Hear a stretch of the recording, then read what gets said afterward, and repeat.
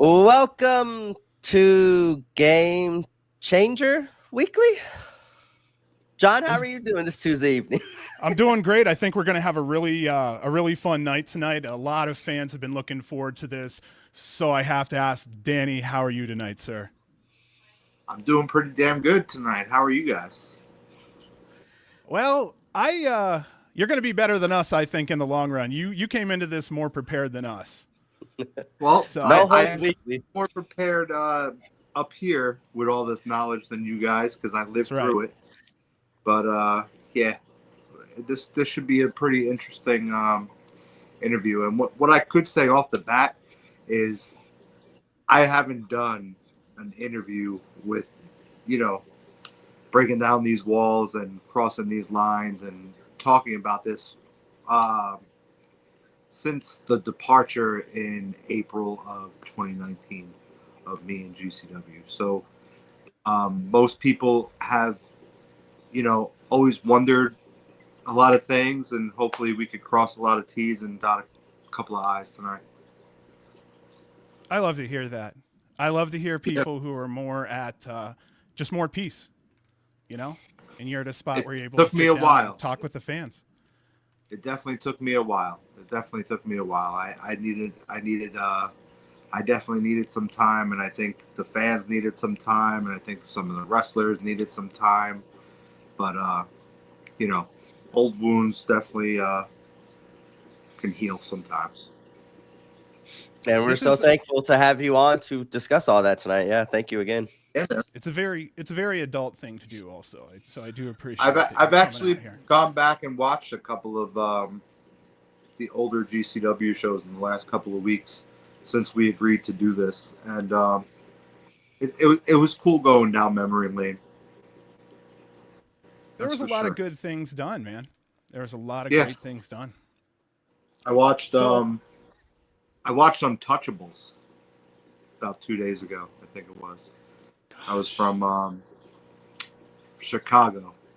It was just a very underrated. Well, those that know how great that show was, and from top to bottom, you could just from a promoter side, watching that show back, you could just tell that the motivation was there in the locker room, and everybody was just trying to kind of help each other, but also top each other throughout the entire night. It was just one of those special events. But I'm going so far ahead of myself right now. Yeah. So I would say go ahead and take a breather. Anybody who comes on, I like to give them a little bit of an intro. This helps everyone who's listening be on kind of the same level, so we know who you're talking to and the important things that they've done in their career. So yeah, man, take it easy for a minute or two. I'm just going to shoot off some accolades. All right. Listeners, we have a very special guest with us tonight, Danny DeManto. He's a professional wrestler with stylistic specialties in brawling and hardcore, one of the original and former co-owners and promoters of Game Changer Wrestling, and the current owner and promoter of ICW No Holds Barred. Danny's 41 years old with 25 years in-ring experience. The cold-hearted player has around 600 matches to his career. The most matches he wrestled in 1 year was 60 in 2008. Some notable stables and tag teams over his career: the Players Club, Reality Check, the Commandos, and the Cold-Hearted Plays. All his three of Danny's most notable championship runs in his career: the CZW Tag Team Champion with John Dahmer, 63 days, the NWS Heavyweight Champion, 99 days, and his longest run was with the ICW Tag Team Championship with Amazing Red that lasted 720 days. That's only 10 days short of 2 years. One of his most recent matches that should be seen: Danny DeManto versus John Wayne Murdoch, NHB Volume 68 from January 4th, 2025. That match was also Danny's longest match to date since he started NHB at 18 minutes and 57 seconds. He's participated in 15 tournaments in his career, being a semifinalist or finalist in 8 of those. In the 2023 PWI 500, he ranked number 420. And in the 2024 ranked number 420 again. Danny's transition from an indie wrestler to a visionary promoter encapsulates a story of passion, resilience, and innovation. His legacy within wrestling is marked by his relentless pushing of boundaries, both in the physicality of the sport and the creativity of its promotion. Through his work with GCW and ICW NHB, DeManto has not only shaped the hardcore wrestling scene, but has also inspired a new generation of wrestlers and promoters. Danny stands as a pivotal figure in independent wrestling, fully embodying the essence of a true game changer. And tonight, we're fortunate that he shares his time with us. Listeners, I'd like to welcome to the podcast, Danny DeManto. How you doing tonight, buddy? Wow. I gotta say, and you could clip this. That was definitely the best intro I've ever gotten on a podcast in my entire life. And I was doing podcasts before they were called podcasts, when they were talk shows. Yeah, before they got that name podcast. Yeah, before it was sure. cool. Yeah, that's for sure. That's for sure. Me and Kevin Matthews drove up to Connecticut to do a talk show one time back in like 2001. And it turned out that it was only on local cable, like access TV, only in Connecticut, where we didn't wrestle. So it was very counterproductive, but we were young, and that was back when you took every booking and every opportunity that came your way. Always be selling. So where are we starting? All right. So I'll start with, I want everyone to know, just as Danny was saying, he turns down well over 90% of the interviews he's offered. We're taking this very seriously because, as far as I know, he's never asked for an interview. So thank you so much for that, honestly. And correct me if I'm wrong there. Yeah. One other time when I really needed to do one of these, I needed to clear some air, and I did the Daily Dose of Deathmatch podcast. I don't think Daily was even Dose of Deathmatch podcast, and I needed to just get some stuff out there, and I asked for that interview. Other than that, if you want to just harp on real quick of why I do turn down most of these interviews, there's a couple of reasons. Number one, I do one of these, and then 10 requests come in the door, and I can't do 10 podcasts in like a period of time. So instead of saying yes to certain ones, I have to say no to all of them to be fair. And two, I have a bit of an old school mentality still to me that these stories are worth something to the people out there. And shoot interviews were once a thing. They're not a thing anymore. But I do believe that if I go on every single podcast and I tell all of my stories for absolutely free to everybody, then one day, if there's ever a book or shoot interviews make a comeback, or I decide, a pig just flew across my house and I'm going to have my own podcast, I already told my stories to the world for absolutely nothing. And there's some of these podcasts out there, I'm not going to name names, but some of them come in very unprepared. They come up with the same questions over and over and over again. They'll ask me, who my biggest influence was as a kid, and how did I get into wrestling? Where did I see it for the very first time? And those aren't the questions that people watching these things want to know. They can look that up on Cage Match. They want to know dirt. They want to know stories. They want to know stuff that they didn't already know. And if we don't give them that, then it's pretty much just a Cage Match profile being read to you on a podcast.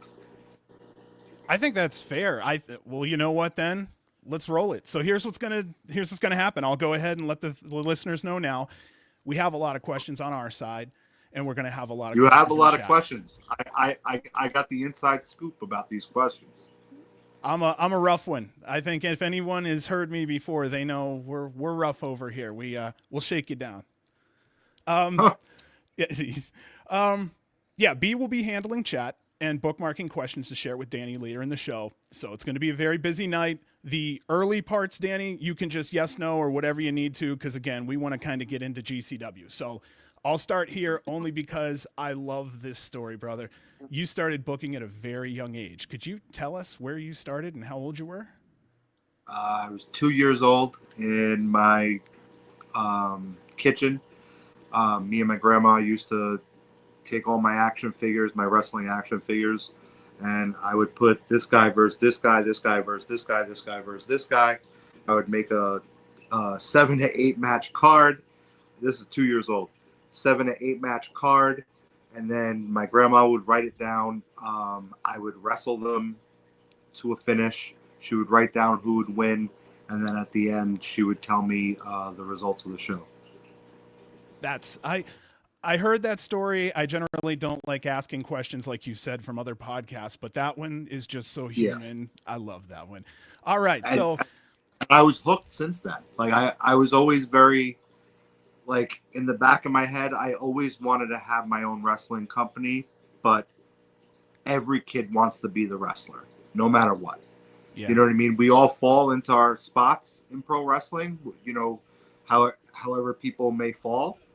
But I always wanted to be the wrestler. But in the back of my mind, the dream was to have my own wrestling company and to book my own shows. And you hit that goal. Yes. Real fast, sorry to interrupt. Just so you guys know, fans, the chat, any questions is going to be saved till the end, unless it's like kind of relevant right at the story. I'll pop it up. So just give you guys a heads up on timing wise. If don't expect every single question right away. We'll keep rolling through them young years as quick as possible. Fast forward to the teen years, 15, 16 years old, started watching and attending independent shows, the good stuff like ECW, Jersey All-Pro, Jersey Championship. You always wanted to be a pro wrestler since you were very young. You decided that now was the time to start making those moves. Do you remember what finally did make you just go, yeah, it's time? ECW. And it can be a quick one. ECW? ECW, 100. ECW, and then attending Jersey All-Pro shows. Once I started attending Jersey All-Pro shows, it was right there. It was right there in front of me. And I was seeing people my age, if not just a little bit older, doing it. And I said to myself, once I got into pro wrestling, Jersey All-Pro was going to be the first goal. I had to be in Jersey All-Pro. I love their hardcore. You know, they were doing death matches in New Jersey before CZW was ever doing death matches in New Jersey.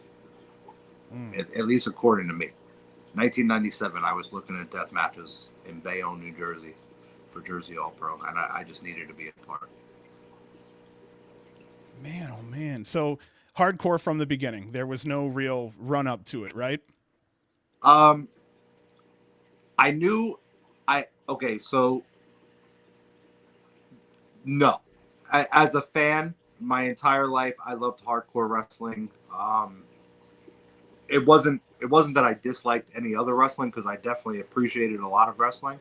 But you know, for example, Windows 3.1 used to start up on my computer and New Jack's theme would play in the background. You know, it was always hardcore always just came back into the picture. But not to go too far into my career, but I was trained very much to be a regular professional wrestler. I did regular professional wrestling for almost 20 years of my career, with a death match thrown in here and there, you know, when seat fit. But, you know, I did those regular matches with the Kenny Omegas and the Dan Moffs and those Jay Lethals and Eddie Kingstons of the world. But yeah, I knew that death match and hardcore wrestling was always in the back of my mind, for sure. I'll tell you what got me the first time was I was tape trading, and I got a VHS tape that had a bunch of Japanese death match on it. And of course, FMW, we all did that. FMW was my number one. Yeah, of course. Yeah. A mixture of the FMW and me finding ECW in 1997. It was just the style that stood out the most to me. And if we get to that point, I'll talk about what deathmatch feels to me as a fan, as a booker, and as a wrestler compared to other wrestling. But we'll get there. Oh, please remind me of that, because that's an excellent question. I really do like that one a lot. I'm going to move forward now that we kind of, where did the name Game Changer Wrestling come from? Where did, that's simple. We were running out of Game Changer World for JCW, and JCW was Jersey Championship Wrestling, and we knew that we were gearing up to start taking whatever this company was going to be on the road. And we did a little marketing research, and surprise, surprise, New Jersey is the #1 most hated state in America.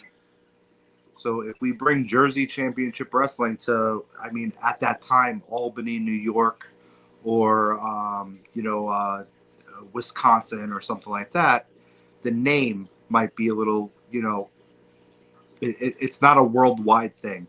And we were running out of Game Changer World, and the owner of Game Changer World was very he kept trying to be involved, but not be involved in GCW or JC, whatever the wrestling product was at the time. Like, he wanted to be more involved in it as far as I don't know. He was kind of a whack job, but he owned a building called Game Changer World, and we changed it to Game Changer Wrestling because it was GCW and it matched up, and that was our home territory.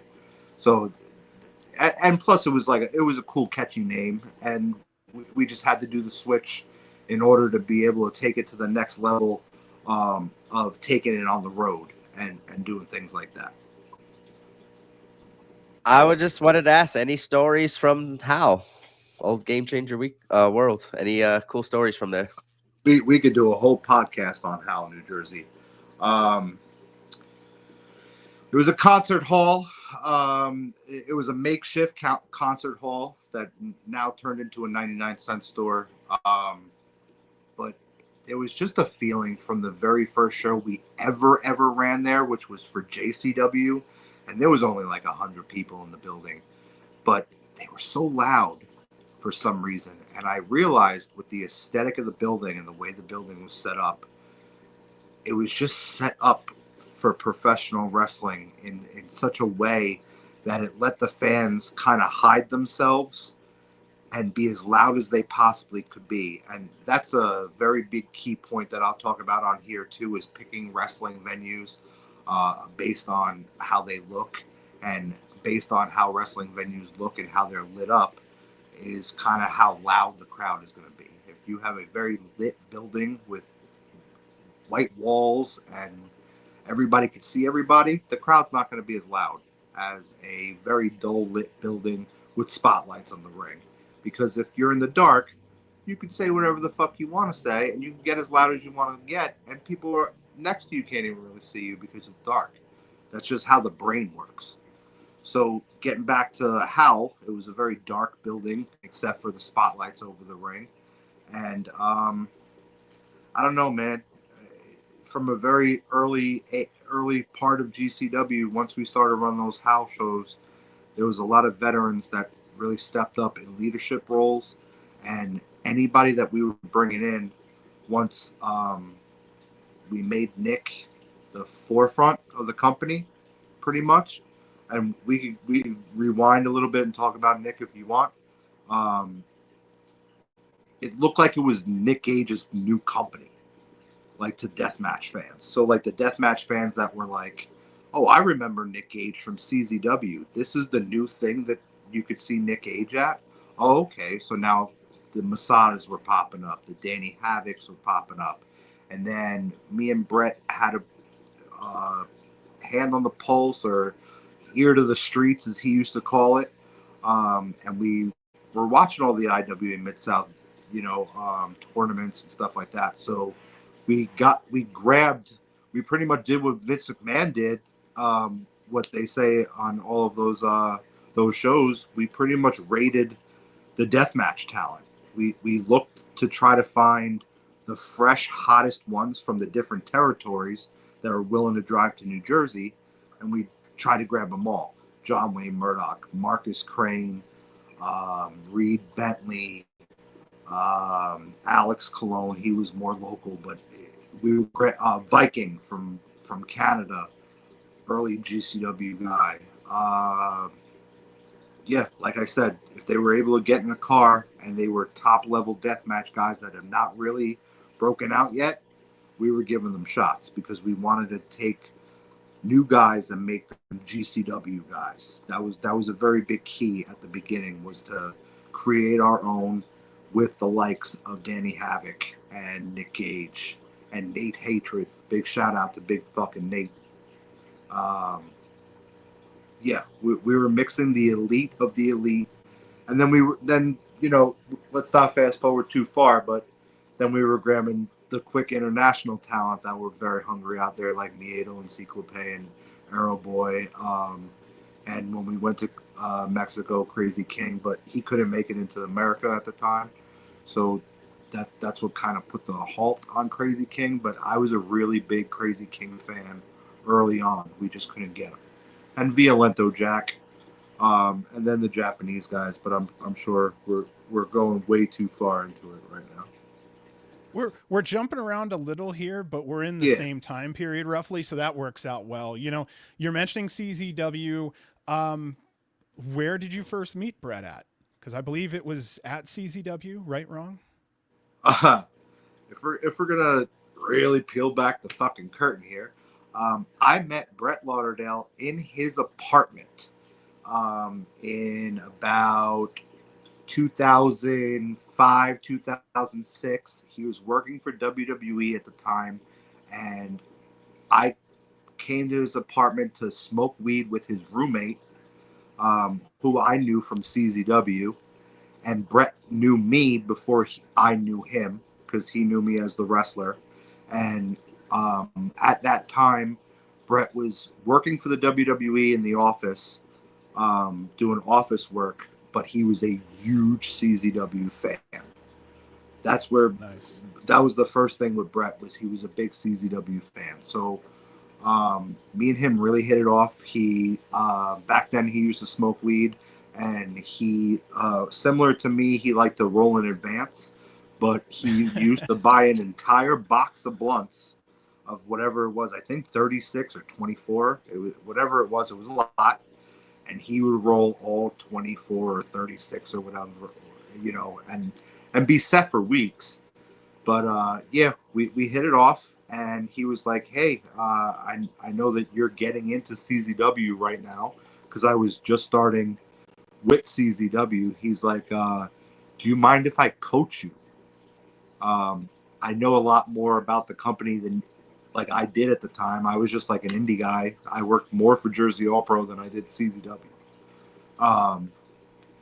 And he was like, so he started burning me bootleg DVDs of all of the tournaments or the more deathmatch shows in CZW and IWA Mid-South in the last couple of years, mixed with a couple of Ted Petty invitationals just so I could see the good stuff.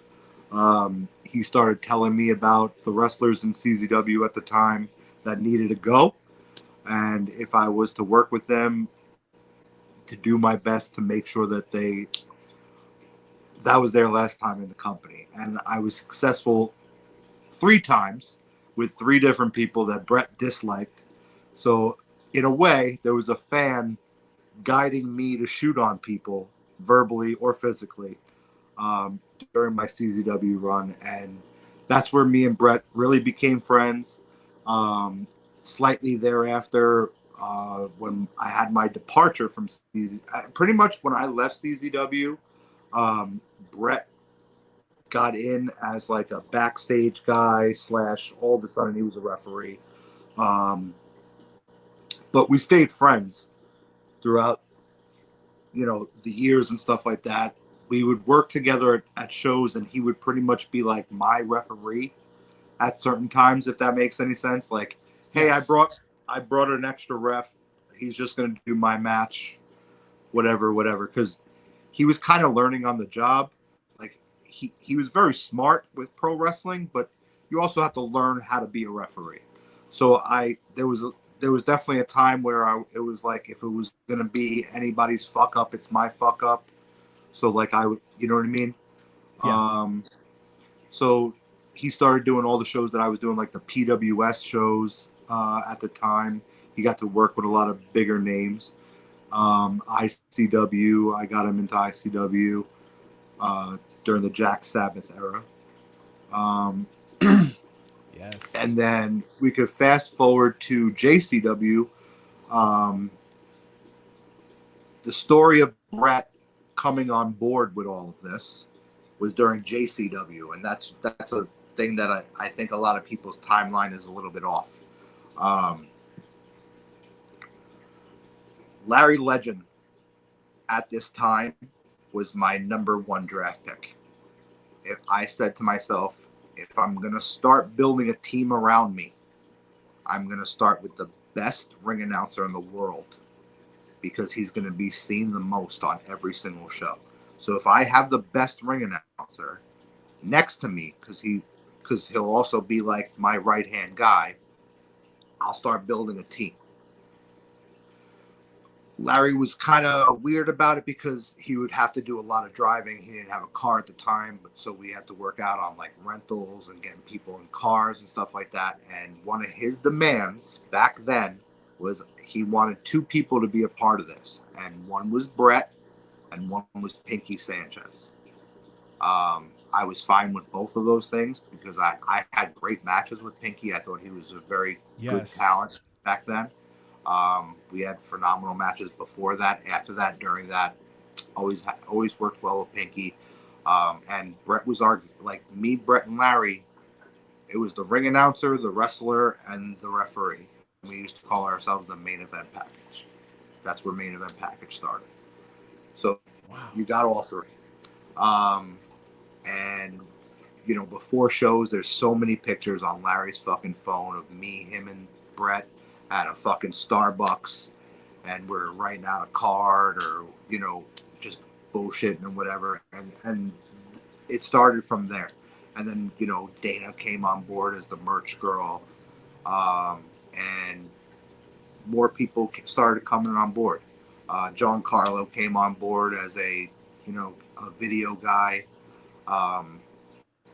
and my baby boy Joey Janela was exactly that.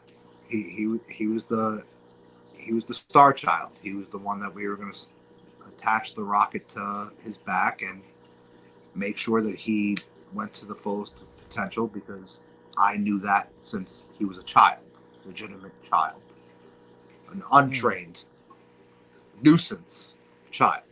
But I knew how special he was. So what's the difference between then and now? I'm just kidding. All he did was grow up in age, but he's still a very bad boy. He's constantly getting himself in trouble. But one thing he has the capability of is he always keeps his name in people's mouths. Yes. If that happened to almost anybody else on that entire show, it would have never made the rounds that it did. But because it was Joey, because it was the way that it was, he made that guy's fucking, that's the biggest thing that dude's ever going to do. I only know him as a guy that sucks in OVW. That's the only thing that I have. So, I don't think that he's going to do something bigger than this now, because he made a fool of himself. So this is the biggest thing the guy has ever done. I'll tell you what, And you two this is need definitely to go not at the it again. first. And he's definitely not the first wrestler that has ever smacked Joey Janela in the face because he got upset. Yeah. Every time I hear something, I just go, independent wrestling. What you gonna do, man? Or you could just say Joey Janela, because this has happened to him so many times. Yeah. Well, then I'll go into this part then. September 5th, 2015 was the Nick Gage Invitational. I was going to ask you, since we're kind of still in this realm here, do you have any memories from that show that you wanted to kind of talk about? Because that was that was the big one. Again, that's another day that we could almost do an entire podcast off of. I found that venue about a year before that. Jeff Cannonball, shout out Jeff Cannonball, one of my favorite people in professional wrestling. He booked me on a show in a parking lot, which turned out to be where the NGI was. It was just an empty parking lot attached to like a VFW, definitely nothing special. But I knew that with the size of it and that it was on a dead end, we could probably get away with murder pretty much. And there was a lot of thought that went into it. We went to the site one or two times after we booked the actual venue to kind of like map out, this is where the ring's going to go. We're going to tarp off over here, put up a couple of sweet little screens above the entranceway. We made sure we were going to have the overhead lighting, and we wanted to make sure that it was outside, but at night, because all these other deathmatch shows are in the middle of the fucking day, and I personally don't like the aesthetic of outside deathmatch during the day because it's too bright. It just doesn't give you the vibe of that nighttime deathmatch that, you know, we're going ahead to ICW here, but you know, the bloodshed and the old Field of Fear, when we used to run after 8-9 o'clock at night, you had that feeling in the air that it was nighttime and deathmatch and lights. It was definitely a cooler feeling. So yeah, NGI. I love the aesthetic. I loved everything about the day except for Nick didn't get to share it with us. Unfortunately, everybody knows that story. He got put back into jail for a little bit longer. But I also think that also set the tone for what GCW even is all the way to today. They're fighters. Even when the fucking things are, you know, stacked up against them, every single time they've always rolled with the punches and figured out what to do next. And that day was, you know, it was tough getting that phone call at 9 o'clock in the morning from Brett saying, hey, listen, Nick's not going to be with us, and then telling me why, and, you know, us figuring out what we were going to do next. But we also knew that we had 8 of the very best deathmatch wrestlers that we could possibly have at that time, because Nick was the one who vouched for all of them, booked all of them, contacted all of them. Masato would have never listened to me and Brett at that time, but he listened to Nick. You know, everything was, Nick was top. Like, Nick was fucking John Gotti, and Joey Janela was whoever was underneath John Gotti. You know, Johnny the the Bull or something like that. Sammy the Bull, Gravano. Sammy the Bull was Joey Janela, but you know, they were separate but the same, building in the company, and that's why they had their own separate shows. And you know, I'm sure we're getting to Joey Janela's spring break, but we'll get there. But NGI, yeah, another thing about the NGI, the drinks were super cheap that day, so everybody was getting really drunk. Like, my buddy bought 6 shots of Jaeger, and it was not $30. Yeah, it was wow. That's a cheap Jaeger. Dude. 3 tickets to Detroit just sold as we're speaking on this podcast. You know what? Some people may not have enough time to stay the whole time. Do you want to talk about Detroit real quick? No. Let's get. We'll go in order. People are going to watch this thing. I know they're going to watch it. So the biggest problem I have is I researched the hell out of you, and we do have a couple episodes worth of stuff on you. So I'm going to try to go where I need to go. B, did you have a question from the fans before I went forward? Yeah, we were talking about the ZZW stuff. Abel Carson asked, can we hear how Danny ended up in TOD? Ooh, good one. And they booked me. I had a overachieving match with John Dahmer, my soon-to-be tag partner. After that, we killed it at the arena, and he asked me if I ever did death matches before. I said, you know, I've never done glass, but he asked me to do Tournament of Death fast forward first. It was a tournament that he just decided to throw in the middle of, like, at the end of a summer one time. It wasn't original TOD. It was Tournament of Death fast forward, and it was me and Scotty Vortex. That was my first introduction to glass. But to this day, a lot of people tell me that we had the best first round match of that tournament. I lost to Scotty, so, you know, that was my only time. And then the following TOD, we did like a 4 or 5 show angle with me and Pinky Sanchez that led to TOD. And a lot of people know the famous clip of Pinky jumping off the top rope and not being able to break the table 3 times. It was on World's Funniest Home Videos and all those, like, that show that's on MTV too. I forgot what's the show on MTV that they all like? It's with people that fall down and like Jackass. No. not He's thinking of the one with the girl that laughs ridiculous, funny and ridiculous. Oh ridiculous. yeah. So I'm gonna ask you That's something I was kind of curious about. Oh, go ahead, bud. No, you go. I like to know what you're thinking here. So on October 1st, 2016, you suffered a brutal injury, a broken femur from a moonsault. It's the hardest bone in the body to break. Also, it's one of the most brutal to come back from. While recovering, did you immediately focus on a return to the ring, or did you start considering shifting your focus towards maybe training, promoting, or booking? So, interesting that you brought that up. Yeah, I broke my leg October 1st, 2016, and 2 months later, from the couch, is when me and Brett pooled our money together, and that's when me and him bought Game Changer Wrestling at the time from Ricky O, who was the owner.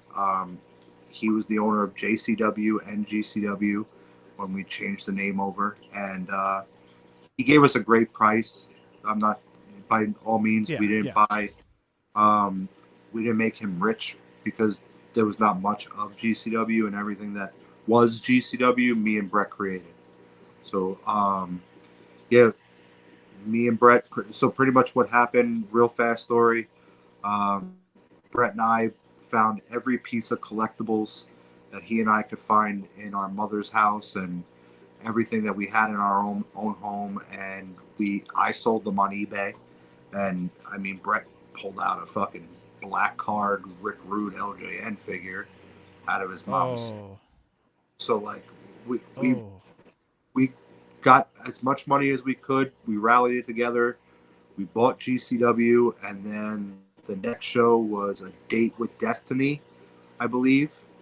The main event was supposed to be Zandig versus Tremont, and then the undercard was supposed to have Teddy Hart versus Shane Strickland. And neither one of those matches happened. Teddy Hart tried to hold us up for money from the hotel, and that wasn't going to fucking fly. And Zandig was already banged up from the roof jump from the show before. He should have never even agreed to doing the show because he was never going to be able to do the show. But that turned into Matt Tremont versus Low Life Louie, and that was me and Brett's introduction to running a show with our own money that night. There was a very, very small gate. I don't believe that we turned a profit up front, but with merchandise sales and DVD sales and all that good stuff at that time, we recuperated. And jumping ahead, but you've said it quite a few times, really, that merchandise can be the backbone of any wrestling company. And I've talked to quite a few promoters that they'll quietly say that, but you were the first one to say that you're basically a merch company that does wrestling shows. Absolutely. The majority of the money from even the shows themselves, I'll break it down to you, is the live sale that I do on Facebook after the show happens. Every one of those live sales makes more money than the ticket sales that come in for the show. And I created that during the pandemic because the ticket sales couldn't come in for the shows because most of the shows had to become limited. So I had to come up with other ways to monetize the business and figure out ways to make money from different directions. Without a fan base, you're not going to be able to do that. So GCW and ICW are blessed to have some of the most hardcore, passionate, loyal fans that most of them only buy merchandise from us, from the company that they love. But a lot of them just buy everything. And that's what makes the balls keep rolling.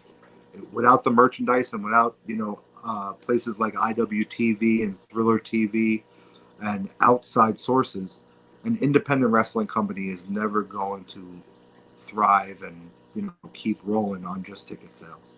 It doesn't exist anymore. the prices of things and the prices of talent and the overall cost of a wrestling show is never going to be feasible just on ticket sales. It doesn't exist. And if somebody tries to tell you it does, they're lying to you. Now, I wanted to ask about Ricky O real quick. Sure. I think I read where he said, or maybe it was just said, that he wasn't really into death matches. And as the company was progressing, He hated he, them. yeah, he was worried about legal, maybe, somebody getting Um, injured. And well, sure, but he just didn't like them as a fan. The reason yeah, why he was a wrestling promoter was because he was a huge pro wrestling fan his whole life. But he was a fan of traditional pro wrestling. He was he loved carny pro wrestling. He loved, the Doink the Clowns on the shows yeah, and like, yeah. the family of six coming out to the shows. That's what he wanted to. He wanted to recreate the NWA. That's really what he wanted to do.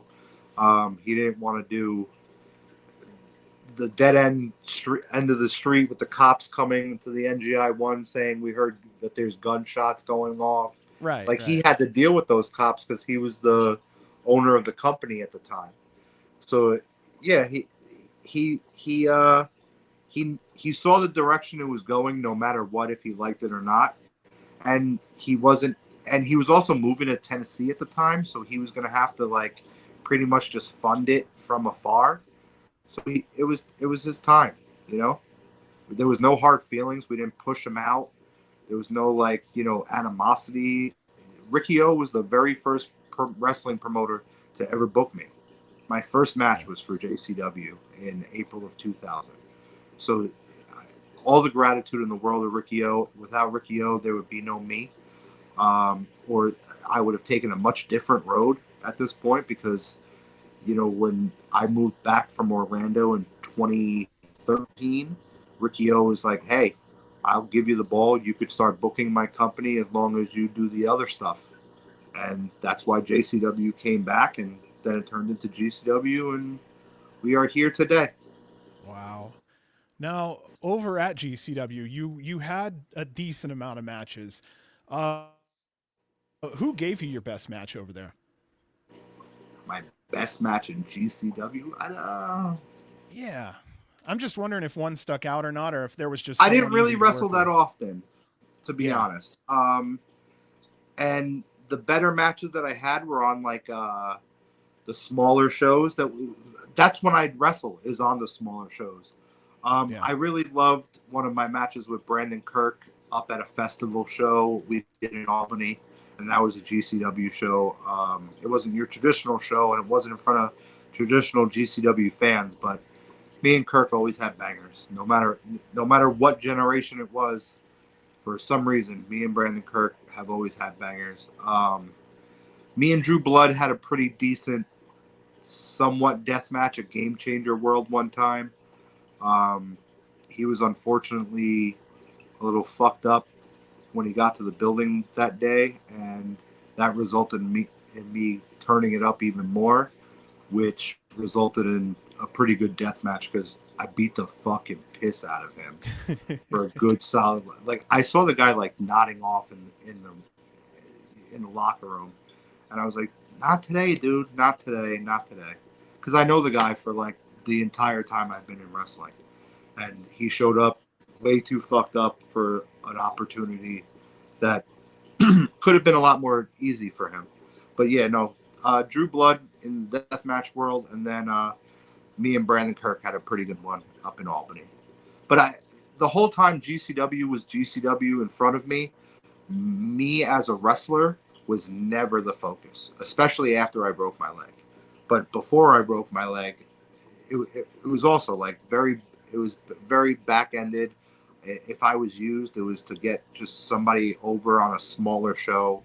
Um, I Brett asked me it only happened twice, but both spring breaks, Brett was like, "Hey, do you want to be in the clusterfuck?" And I was like, "No, I don't want to be in the clusterfuck, Brett.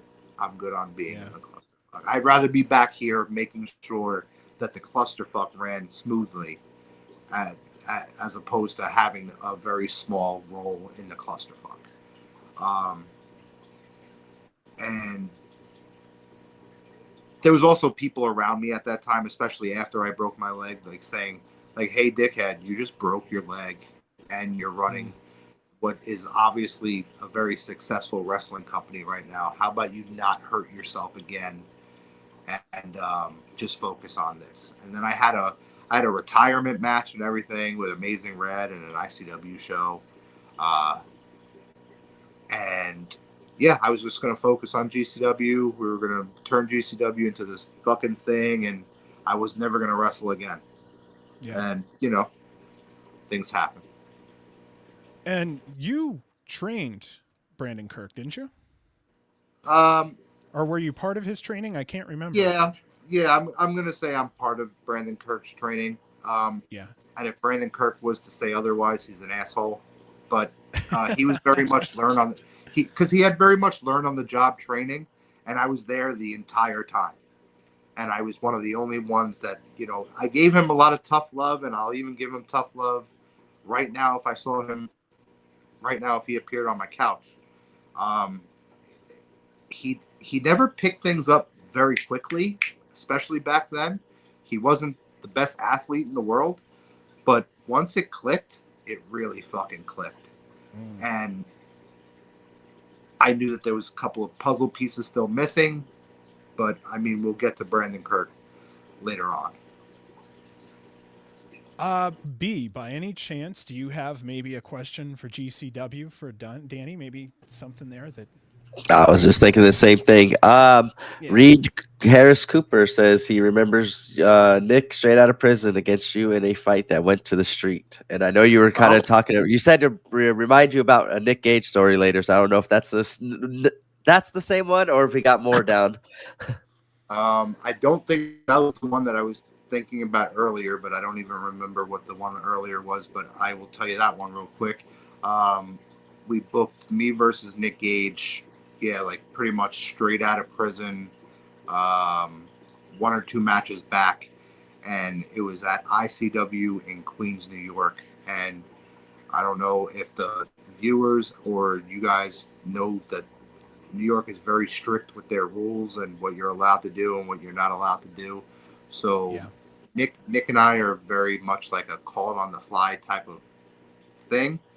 So like we kind of just like go along with whatever is going along with it, you know what I mean? And the fight spilled out over the guardrail, and then the fight spilled out into the streets, and then we came back in and the commission shut down the show, and I had to beg the commission for like 20 fucking minutes, and I'm like, hey, I'm the one who fucked up, I apologize, let me go right back out this door and we will restart the match right now. Exactly. And he's like, if you guys go over the guardrails again, I'm shutting down the entire show and everyone's getting a fine and blah, blah, blah, blah, blah, blah, blah. So the second he said yes, Nick grabbed me by the back of the head and pushed me through a door. And we went right over the guardrail. And we had a 2-part match that eventually ended that night. I never had another match with Nick Gage after that day. I feel like we could have done a pretty good redo at another time in life. Definitely not now, but another time. I was about to say, you might have opened up a can of worms there with that one. Someone asks, James Nader asks, in the early days of GCW, what show put the promotion on the map in your opinion? That's a double-edged sword. To a worldwide audience, Joey Janela Spring Break won. Spring Break stamped us hard. We were a small deathmatch company in New Jersey that decided to run midnight on a Thursday, WrestleMania weekend, horrible time slot, and there wasn't even somebody that came close to half of our attendance that weekend. It was unheard of. No one understood why it happened, and I will give full 100% credit to John Carlo with the videos. If we didn't have the video packages, that show would have never done what it did. And of course, Joey's stock at that time was very, very high. But the videos, are what put that show on the map. But I could say now, because it took until much later on for me to realize that that's the show that shifted the company's focus of what was in front of them at the time before that show started. We were a deathmatch company that had here and there your Joey Janela crash and burn matches or like a suicidal 6-way or stuff like that. But it was very much deathmatch, hard hitting, deathmatch. And then Joey Janela Spring Break happened, and then we started going into bigger venues that didn't allow deathmatch. We did Lost in New York with Joey. No death matches. We did Nick Gage versus Sabu on that show, and GCW fan watching at home was being a little show shocked because they're seeing Nick Gage and Sabu in the ring, and they're just throwing chairs and stuff like that, because we're in New York. I do want to harp on bring up Bloodsport soon, or if you want me to go into Bloodsport now, we can go into Bloodsport now. I just had someone someone just brought asked up about Bloodsport, I think. Bloodsport, but I had a quick question on the Joey Janela Spring Break because I know I always think that's like the biggest and most influential show in GCW, but like as someone who was there for it, why do you think that was the stepping point? Because I know Great One here says the marketing was insane and that was his first entry into GCW. Like, what do you think is why that's like one of the most popular answers to that question? We had Scott Hall coming out of a fucking genie bottle. Yeah. Granting Joey a wish. And the wish was fucking Marty Jannetty, and no one even gave a shit because of the marketing. You know what I mean? Some of those matches were so wacky. Like, that was obviously, up until this point, that's still the best clusterfuck of all time. You had Glacier with fucking lasers going across the building. Dink the Clown. He wouldn't get in the fucking ring. Yeah, there's just so many cool memories from that first Orlando show. And one of my favorite parts about it is that everything else failed on that weekend almost. Like all the Evolve and whatever the fuck other companies ran that weekend, no one came close to what we had. Like we sold out I think it was like 750, 800 tickets to Joey Janela Spring Break 1. We were able to give Joey triple the amount of money that he expected to be paid. It was Joey's biggest payday of his life up until that point. Hell yeah! By over $1,000. So nice. that's the success of Joey Janela Spring Break 1. And you said did a fan have a specific question about Bloodsport, or do you want me to just roll? So, how does the success of Bloodsport make you feel, knowing that it was your idea to create? There you go. So it wasn't just me. I had a group of friends. I'll do the full breakdown. I wanted to do a themed show at Game Changer World, themed around Matt Riddle, because Matt Riddle took a liking to GCW at that time. He was extremely hot, and we had just came off of Joey Janela Spring Break, and we saw that these theme shows based around someone that was hot on the independents, if you could do something different, was definitely the way to go. And the first thing that I had in my brain was old school UFC. I wanted to put people in a cage in Game Changer World, do submissions only, and it would have rounds, and there was going to be specific rules to it and stuff like that. And then we priced out how much it would cost to get a cage like that at the Game Changer World. It didn't fit into the budget, but then me and my buddies were getting high one night, and we were watching Bloodsport, the movie, and we were like, yo, what if we just did something like this? All we have to do is take down the ropes. It's a quick different fix, but it would be submissions only. It would be a Matt Riddle theme show, and instead of doing it in a Game Changer World, we'll do it at WrestleMania weekend because we have an extra time slot. So Riddle was a part of this every step of the way. He knew about the cage. He knew about, all the rules that we wanted to put in place. He wasn't as hands-on. He kind of just rolled with it because he kind of liked all the ideas. I started spitting names at him like, hey, you down for Dan Severn? Yeah, I love Dan Severn. Hey, you down for Dominic Carini? I love Dominic Carini. You down for KTB? I love KTB. He never said no to anybody. And then he was down for him versus Low-Key. That was the original main event for Bloodsport, the first one. Low-Key was a fucking problem from the beginning. Little history with me and Low-Key. We came out of the same exact wrestling school. There was definitely days that he helped train me back then. He was a dick every step of the way. We wrestled a couple of times. Never a good time. He's just difficult.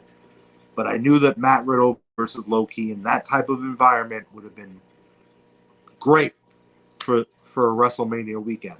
And then he canceled the night before with a bullshit ass reason. And then I said to Brett, we got to do this. We got to get Minoru Suzuki. It was the first name that was out of my mouth. And he said, dude, we're not going to be able to afford it. There's no way we can pull this off.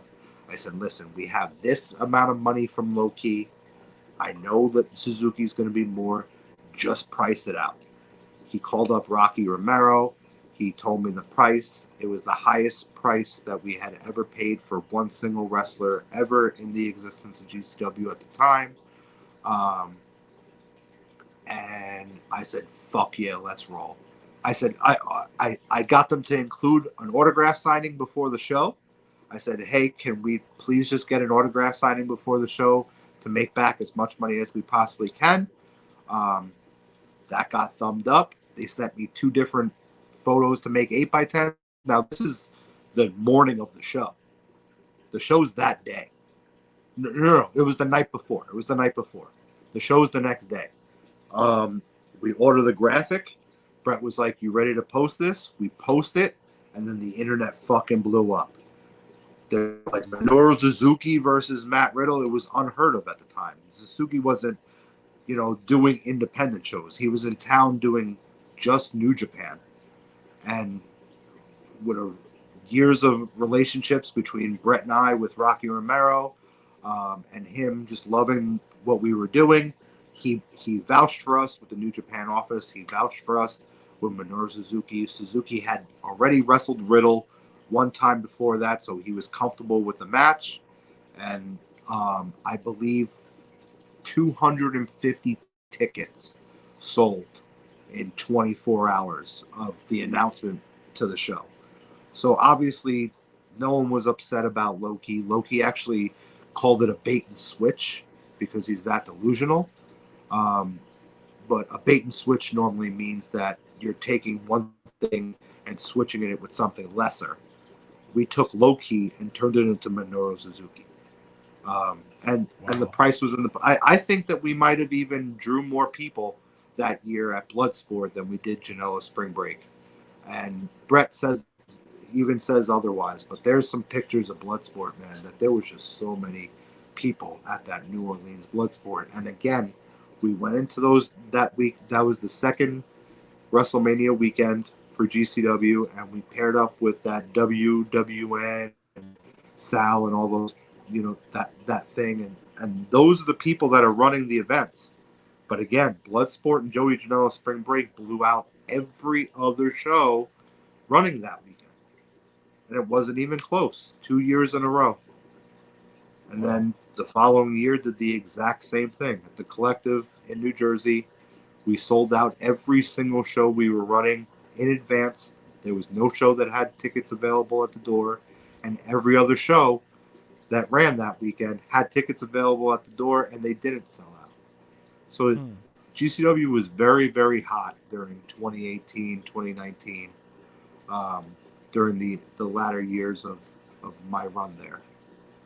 And your idea for Bloodsport was roughly what year? The first one was 2018 WrestleMania weekend, Matt Riddle, and then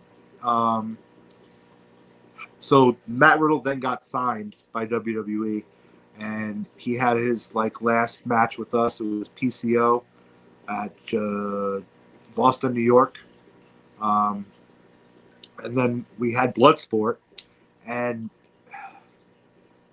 again, I'm gonna take credit for something, but I'm not fucking happy about it.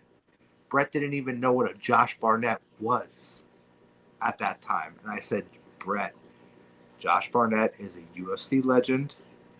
He loves professional wrestling. He loves Japanese professional wrestling. He's the guy for this. He's absolutely the guy for this. If we can contact him, I think that we, in a perfect world, we could shift Matt Riddle right to Josh Barnett. The shift happened. We had a lot more. That first show, we were on our end a lot more involved in the booking than after I left. But Barnett was very set on his ways from the very, very beginning. He wanted to change the rules, set certain rules a certain way. It got to the point that, looking back, Brett removed me from a group chat with Barnett because he knew that there was going to be a power struggle, and I realized that later on, way past everything. Like I didn't even realize it happened. But to get to the finish line for that blood sport was the best way to happen. Was for me and Josh Barnett to not speak because we were not going to agree on terms. Because I wanted Bloodsport to not be what it is today. As successful as it is, and good for them, it's just not the original vision. The original vision was old school UFC with no weight classes, no limits, and just crazy finishes, flash finishes, and yeah, it's just not what we had originally talked about. But it's worldwide, so it's obviously working for them. It's not what the original Bloodsport was supposed to be. And shout out Eric and John, who are my friends. That they were the ones that were behind helping me come up with all of the elements of these ideas. Wow. That's good to hear on Bloodsport. Abel Carson asked one last GCW question here. How was it putting together the first concrete canvas for NGI2? It wasn't for NGI2, was it? I'll be honest, I don't know exactly what. I don't think that the canvas. It might have been though. You might be right, but yeah, I physically got in the ring to help OG, Eugene, and Tommy, the weapons guys, because I could tell that we didn't really think this out too much, and it took us like a half hour of constantly just up, down, up, down, up, down, and I could feel the ring like kind of like sinking before the match even started. So I knew that there was going to be some serious damage to that ring. I definitely expressed what we did to that ring to Matt Tremont. Also, shout out KTB. I got my old school KTB shirt on from my GCW weekly interview. Yeah, I knew going into the match that we fucked up the ring before we even did the match. It took forever. Tremont knew the Tribal and Tribulations going into the one that he just did recently with Schlack.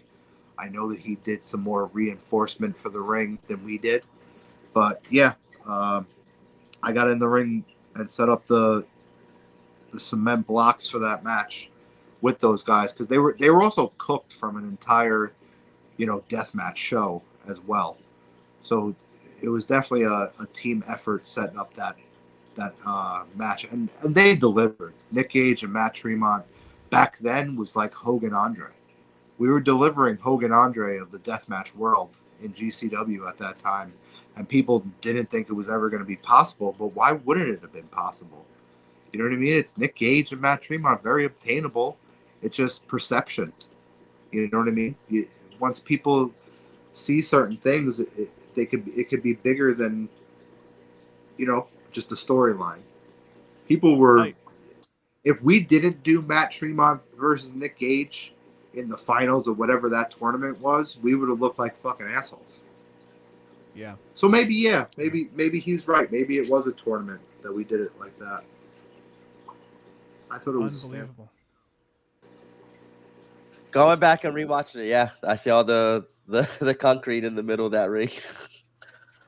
Oh my goodness. So that was it for the fans, the listeners. That was all their GCW questions, huh? Yeah.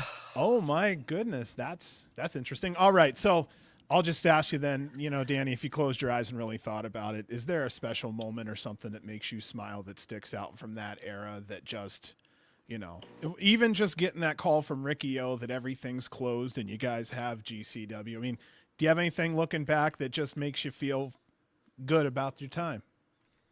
One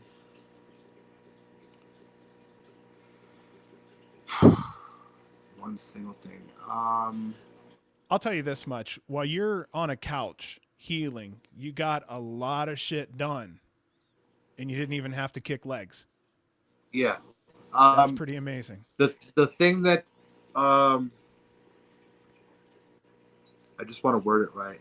The thing I was most proud of was the production and the evolution of Joey, because Joey was a lot like Kirk to me. Like he was on all those same smaller shows from when he was just an untrained little kid, and I had to get him out of a lot of problems because he got himself into a lot of problems. And there was a lot of wrestling promoters that would say stupid fucking things about Joey. Like, Joey can't even sell tickets in his own hometown because he doesn't even have any friends to sell them to. Like, that was a quote from a wrestling promoter. Yeah. And then he sold out fucking Joey Janela Spring Break every single time I was a part of the company. We sold out 4 Joey Janela Spring Breaks in 3 years. And yeah, I was most proud of Joey. Nick wasn't, like, I knew Nick was a superstar while he was in jail and before he was in jail. And, I learned, there was nothing that I built with Nick Gage other than I gave him the platform once he got back out of jail to, come back into this thing. But Joey, from a very early age, I was always a part of his story. His first New York match that he ever had was against me. One of the first matches he ever had, I think, not Jersey All Pro, but there was a lot of me and Joey over the years, and to see him succeed at the level that he has, that's probably what meant the most to me during my GCW run. I also want to say I felt like, because I'd been watching Deathmatch for the longest time, I felt like there was a dead time in, I think, like 08, 09 into 15, 16 or so. And I want to also say that you were part of that wave of re-energizing the deathmatch scene. The and, NGI, be proud the of that NGI too. one is the NGI one is what rejuvenated the scene. Like, we did a couple of here and there hardcore matches before that. Nick was out of jail before that. He did a couple of things, but once the NGI happened and the buzz started, that's when the show shifted to pretty much deathmatch shows as opposed to, your mixed carny local show. Yeah, the NGI one was the game changer as far as modern American deathmatch wrestling. It was flatlined before that day. Yep. Deathmatch was it, Ian was running his tournaments, but Ian wasn't running his good tournaments at that time. He had just ran, tournament, a King of the Deathmatch, but he overachieved with a Nick Gage straight out of jail. So everything Nick did in that one tournament was fucking phenomenal, and that's where I saw John Wayne Murdoch for the first time. Really? Yeah, I saw him versus Nick Gage, and I was like, I need that guy, because he just took all of that shit from Nick, and I know the monster that Nick is right now. Like, Nick was an unstoppable machine, and Murdoch went like 45 minutes with Nick or something like that in the first round, second round, I think. Hmm. I think we get to slip into a little bit of no holds barred, and the only reason I say that is because we really do need 2 to 3 fucking shows on you, Danny. I'm not dying. I'm not kidding. I have went and skipped so much shit that it's incredible. But this is Well, an if people awesome want it, interview. I'll come back if people want to do it. Yes, But please. And you hear Danny dying right there. He's willing to come back if he I'm on needs blunt to. number 3 from the beginning of the show, by the way. Oh hell Oh, yeah! it's only going to get better now. It's only getting better, baby. All right. So on to No Holds Barred. January 4th, 2020. ICW No Holds Barred is born. The Well, just to debut give them show. just to give them a timeline before that, though, just so everybody out there understands, my last shows with Game Changer Wrestling was the Collective 2019. So April 2019, sold out all weekend long. After that weekend, we don't have to tell the story because I've told it before.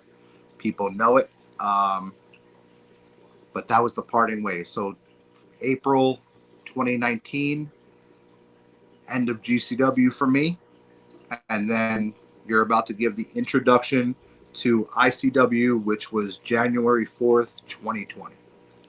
And that was one hell of a bounce back. No Holds Barred Volume 1. This was broadcast from the famous White Eagle Hall. An impressive first card, by the way. Tessa Blanchard versus Nick Gage, Homicide, Casanova Valentine, Alex Colon versus Jimmy Lloyd, Eric Ryan versus John Wayne Murdoch, Killer Cross versus Tony Deppen, which was an excellent little match, Schlack versus Necro Butcher, those are my 2 guys, Dan Moff versus Mance Warner, and Low Key versus Masashi Takeda in the main event. So I'd have to say that was a hell of a first start, and then COVID hits. So like everyone else, and still to this day, the best attendance for any ICW show, NHB won. Really? I didn't know that. Yes. Oh shit. And another interesting fact, every show I ever personally ran, no matter if it was GCW or ICW, at the world famous White Eagle Hall, every single show always sold out. Every single one of them. GCW, and then that show sold out completely. And then, like you said, COVID. COVID hit even at that show, and people didn't even realize it. Chris Dickinson was supposed to be on that show, and he was sick in the hospital with COVID. Ooh. And the hospital didn't even know it was COVID yet, but that's what it ended up being. So January 4th, 2024, we knock it out the park with Volume 1. Everybody that's watching this that knows ICW knows Volume 1 is a very historic night. We don't have to run down the card because there's nothing, too juicy about it. Tessa Blanchard didn't want to lose to Nick Gage. Oh, interesting. We could do that juice. Yeah, because she was winning the TNA belt the next week, and then the week after that, she got canceled. So, she wanted to go in strong. She needed the big W over Nick Gage. So that's what happened. So COVID hit, but the card for that NHB2 was ridiculous. The one that didn't happen. There was supposed to be a White Eagle card that was going to have S.A. Rios versus Tony Deppen, Pagano versus Nick Gage, Big F and Joe versus Matt Tremont, first time ever. Jesus. Others, I don't remember the other ones, but those 3 up top. Schlack Murdoch was going to be on that one. Wow. Okay. And then the world shut down.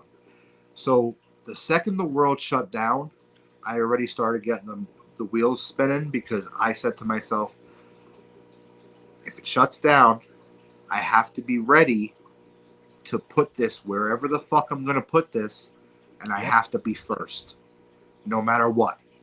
I was obsessed with being that first one back. And shout out to Chad Mins, big GCW helper and supporter Yes. to this day, and he was helping and supporting me at that time. And he was working with ICW, and he got us which was turned out to be the Deathmatch Drive-In Volume 2 venue, which was a parking lot 1 block off of the Atlantic City Boardwalk. It couldn't have went more perfect, I think, for the first show back. We did a drive-in event. People were able to drive their cars right up to the ring, either stand outside their car, sit outside their car, or sit inside their car. But I was upset. I was so obsessed with that show being the first one back, because as long as we were first, we were ahead of the game, and we broke records with that show on IWTV. Obviously, to this day, we haven't touched the amount of people that were watching that show, because everyone was at home. Like that was what, June? Yeah. I think? So let's see here. I'll look it up real quick. It'll just be a second. But June, yeah, it was June. it was It June. was 27th. June Thanks, Dean. because then we already had another show booked for 3 weeks later, at that same location, and I guess we got a little too wild the first one, so they were like, "Hey, we're not going to be able to do it for one of those," and that's where Chad got us the other venue, which turned out to be the Field of Fear, which was attached to the Bloodshed, and that's where we did NHB 3, which had the Eddie Kingston pipe bomb promo, or whatever you want to give it, but yeah, Eddie. Quick story with that. Eddie came up to me. All I knew was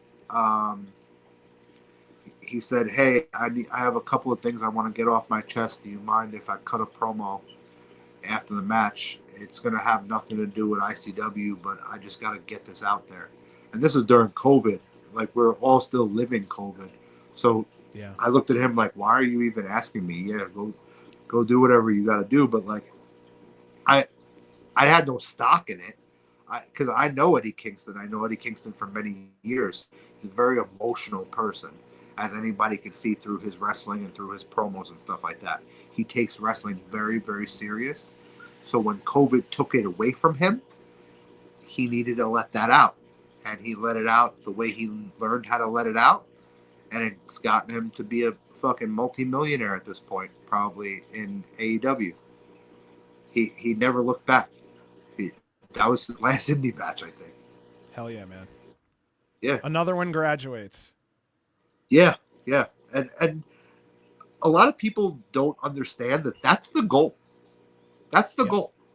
My goal as a promoter is to promote people until they sign a piece of paper that says they can't wrestle for me anymore. And then I'm proud of them. I didn't lose somebody. I didn't they sold out or anything like that to the independent circuit. This is the process. I am the step before the big step. You know what I mean? Yes. And I will never get upset with somebody signing a piece of paper. Like Cruel, for example.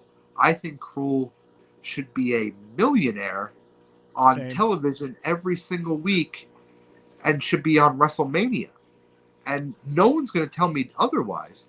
But any opportunity I get to work with him, I'm going to take full advantage, because he's a once-in-a-lifetime performer in and outside of the ring.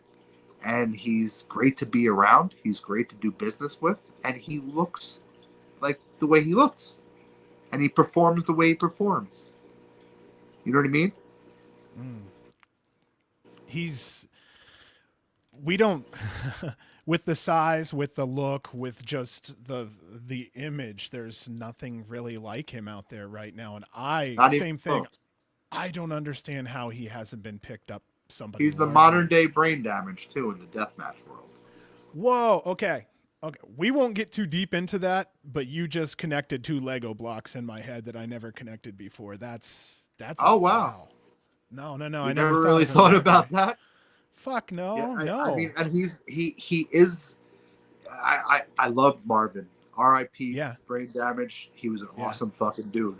But Cruel has brought that Punisher fucking monster to another level. Wow. I didn't even think of it that way. Oh shit. Okay. By the way, I just wanted to mention Volume 2, that Deathmatch Drive-In was your highest rated show on Yes, Cage Match, by the way. and it was the Fantastic. highest watched show on IWTV. Mm. Well, I'll tell you, I know you didn't want to do outdoors if you had a chance, but that show from front to back, I'm a big fan of But it was at starting. nighttime. It was at Yeah, nighttime. Yeah. man, that was fun. Did that one, okay, I'm guessing my memory's shit.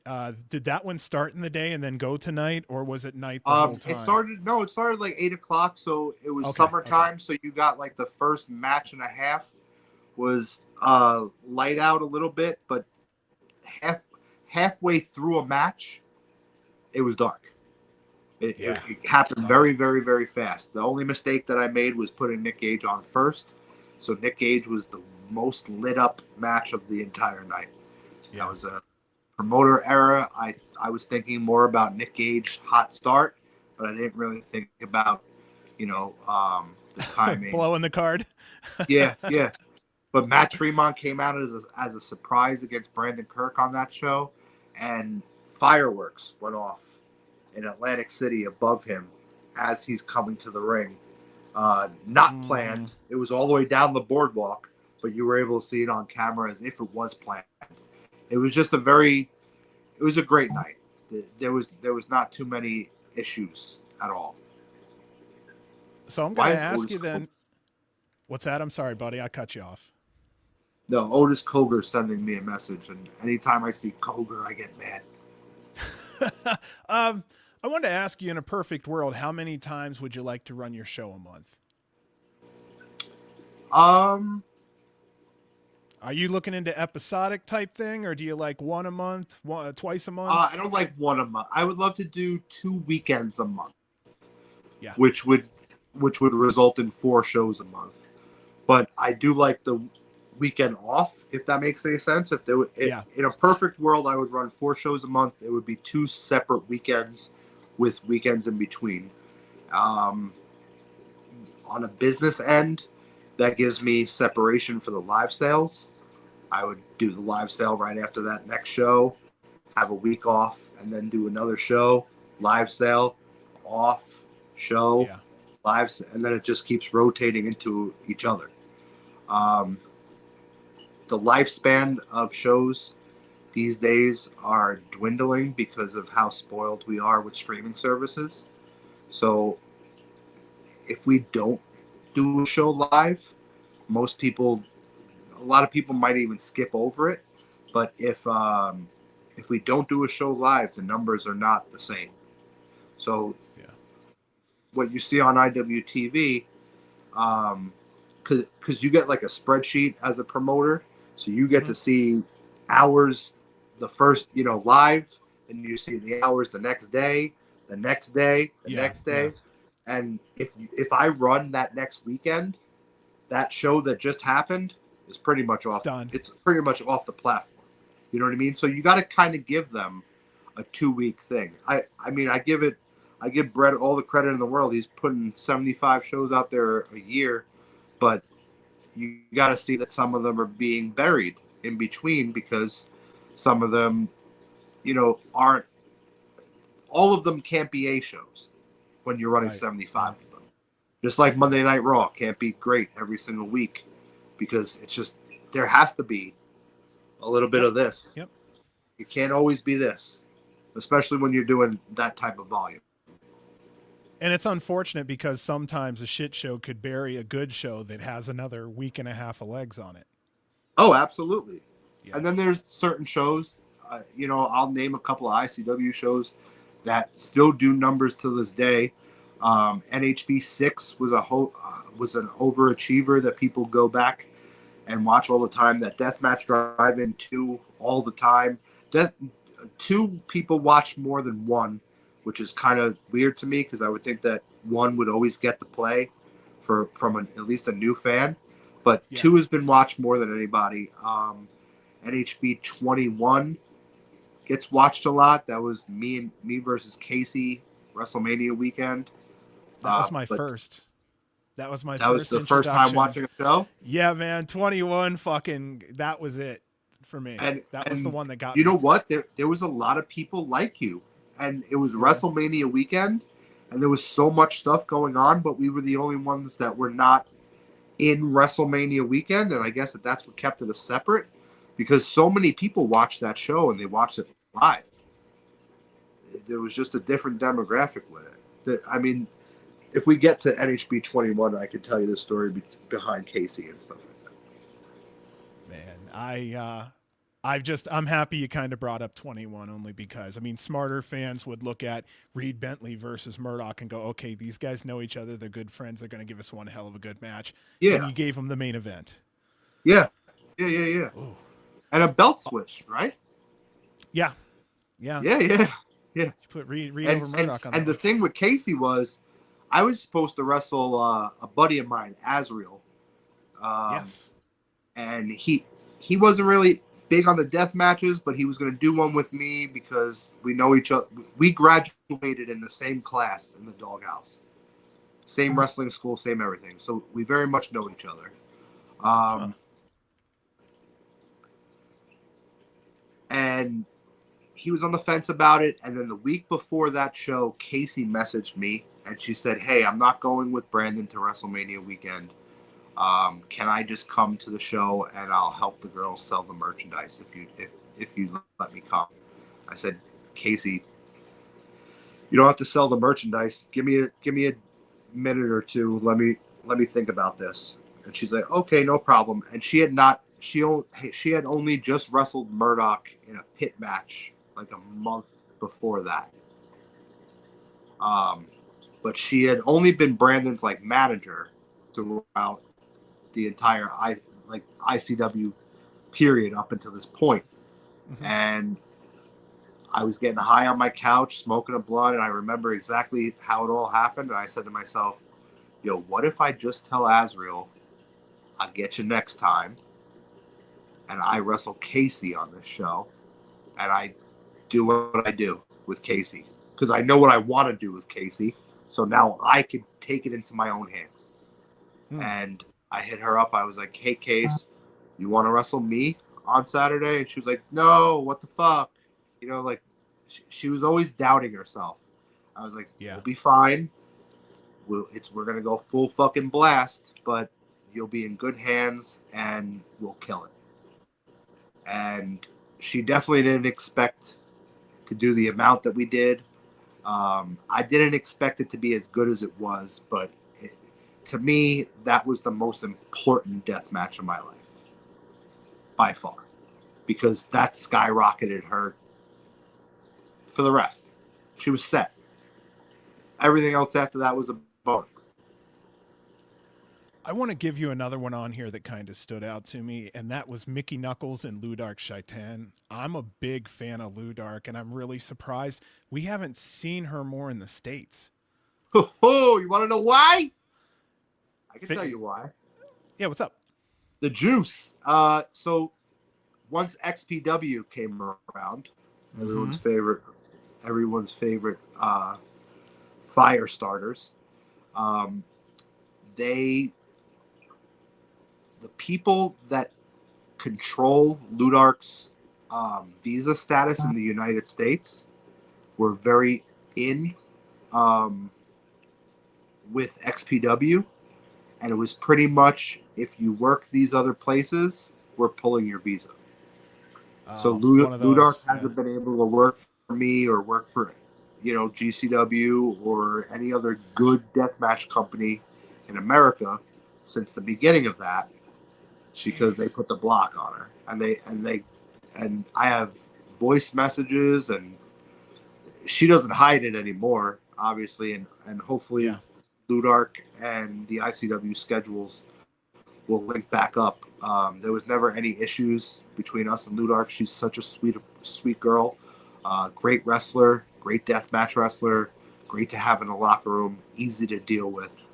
But she was handcuffed for a very long period of time, and it's shitty that they did that to her, because she was above that type of company, even as a human. Like, she's not a dirtball like a lot of the other ones that were working there. And you figure some of that, you figure when you get out of Mexico, you get away from some of that type of business. You know what I mean? Because you hear a lot Yeah. of really big nightmare stories Oh, in Mexico. yeah. You know? But like, just for an example, her and Sadika are two totally different human beings. Like Ludark is the type of person that like you can see her on her phone and she's playing like Pokemon Go on her phone. You know what I mean? Yeah. And then Sadika is a fucking animal at all times of the day. She's a punisher. She's always asking for something, and she's just very, very hard to deal with. But the prices in the what is it? The prices in the pudding. What I see a Thoughts on question. Sadiqa returning to the chains? I'm worried about it, to be honest. I'm very worried about this entire process, just because. I could peel back the curtain a little bit right now. She hasn't gotten to the United States yet.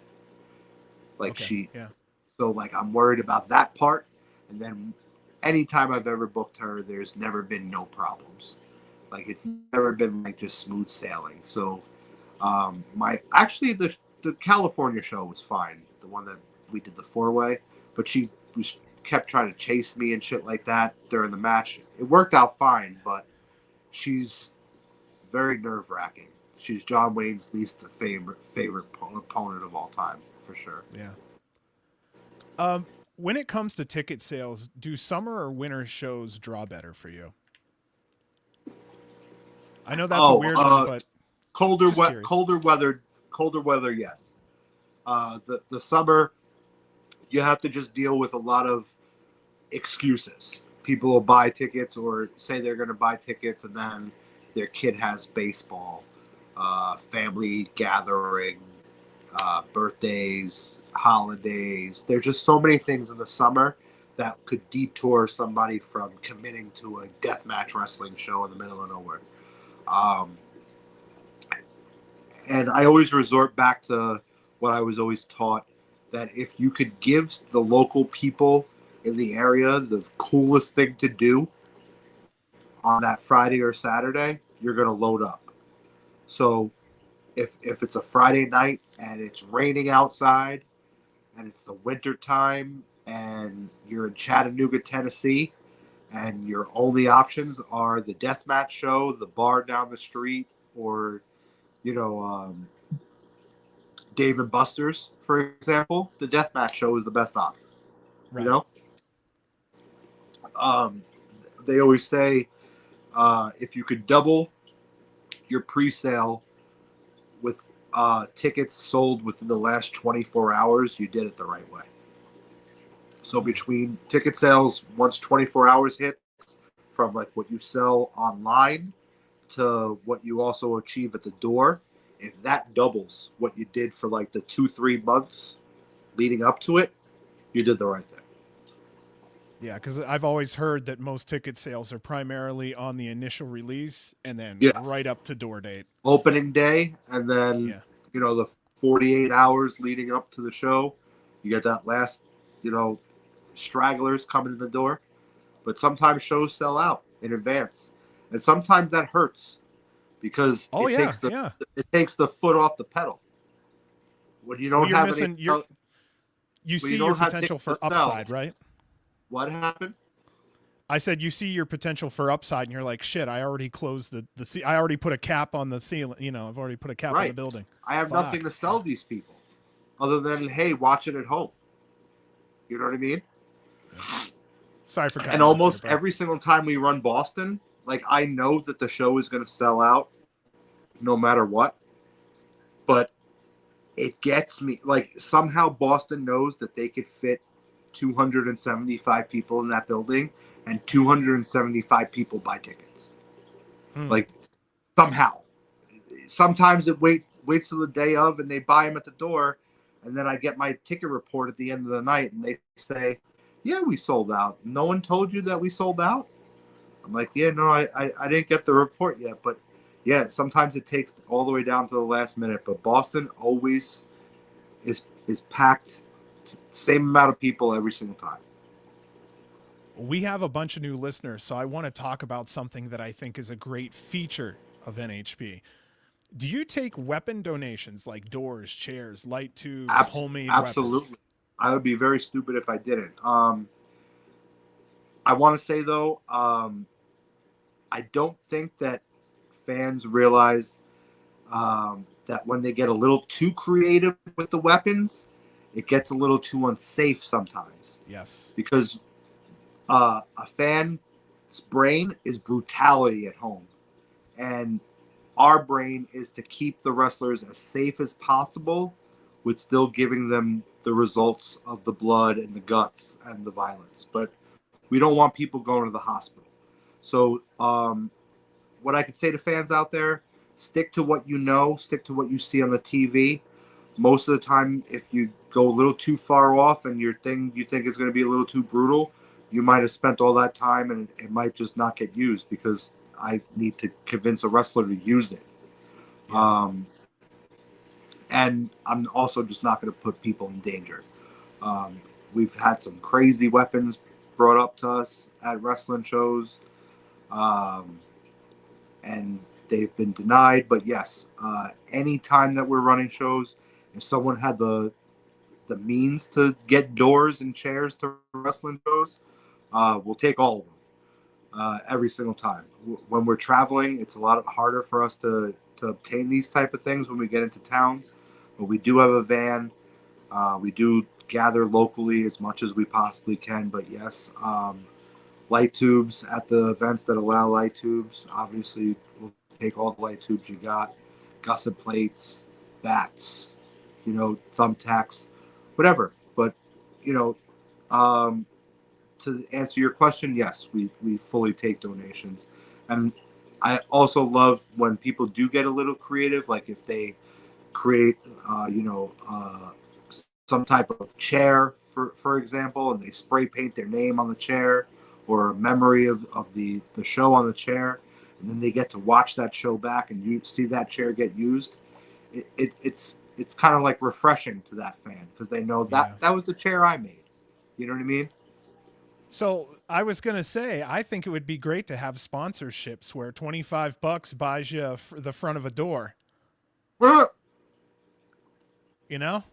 I'll do it. And the other thing was, I thought it'd be cool to have maybe an exclusive sticker or a patch given to those who donate weapons. Something to make them, like a something funny. But some type of, I wanted to. So at the next show, if I spray paint Game Changer Weekly on a door on an ICW show, that would work out perfect. That might be a sponsorship thing in there. You never know. I'm always game, We're dude. crossing over here. My world is big, and I love it all. So I'm Switzerland, honestly. If I see anything like that, I love it, man. But day of the show, correct? Show up at the show ahead of time a little bit. Make sure you check that thing in. Let ownership and the performers check it out beforehand. Always and don't get butthurt. And if you have weapons and you're going to have weapons in advance, and you're creating something, you have any questions whatsoever, John Hammer of the Bocce Boys is my head of weapons on my end. Reach out to him on any of the social medias on Bocce Boys, or if you have Hammer on Facebook. He's very personable. He'll definitely walk you through any questions you might have, and he'll tell you exactly where to meet him at the show to link up to pass the weapon on to him. And if any alterations need to be made, he'll be the one altering them.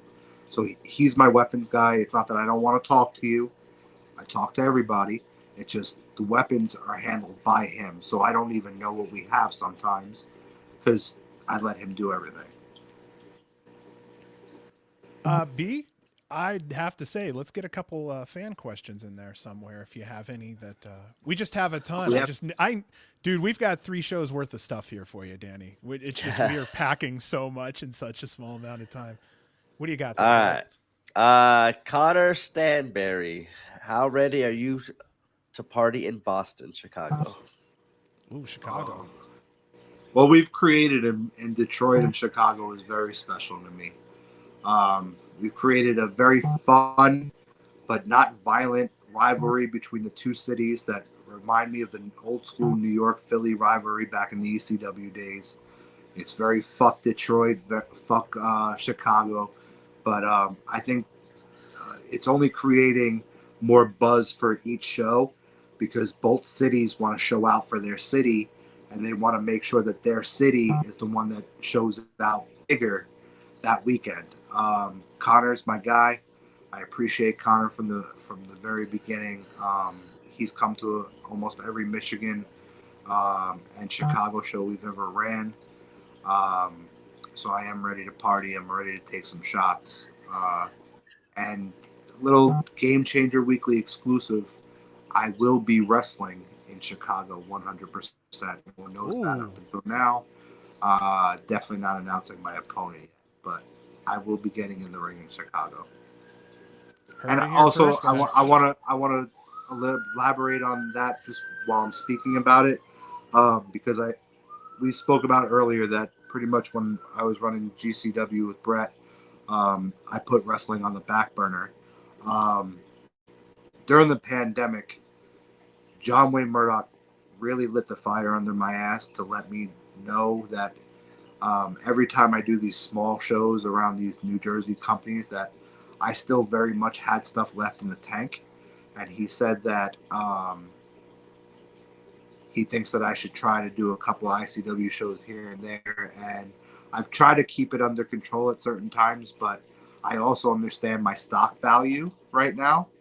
And for example, that Murdoch match, if Murdoch came back against anybody else in that fucking building, it wouldn't have did what we did at all.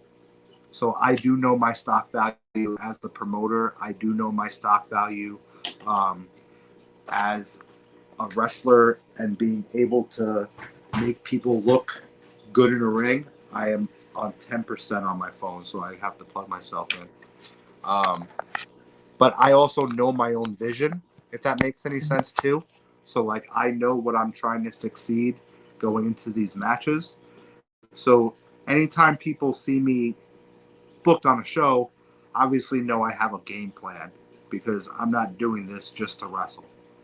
I did that for this is 25 years this year in April that I'm a professional wrestler, and at this point if I'm not helping the person I'm across the ring from, then I'm not really interested in doing this. All right. Connor has a bunch of other questions here. If you could book anyone from OG Jersey All Pro Wrestling and ICW, who would you bring in to face in a match? Oh wow. Oh, to That's a face in good a one. match against me? Yes. Yes. Oh boy. It would, if it could be OG Jersey All Pro, it would be the promoter Fat Frank. He's my idol. He taught me so much about being a promoter, but he was also a deathmatch wrestler when I first started going to Jersey All Pro. He was Lightning Lou Diamond. He was terrible in the ring, but if I could wrestle anybody from Jersey All Pro, that would mean the most to me, especially in ICW. Well, nice answer, because Connor followed that up with, what do you think Fat Frank would think of ICW today? My God, I'm gonna cry. He would be very proud of me. He would be very, very proud of me for a lot of reasons. He, like me, loved deathmatch wrestling so much. That's what he wanted Jersey All Pro to be. And the state of New Jersey at the time forced deathmatch wrestling to stop, like cold turkey. And he had to alter Jersey All Pro into a totally different company.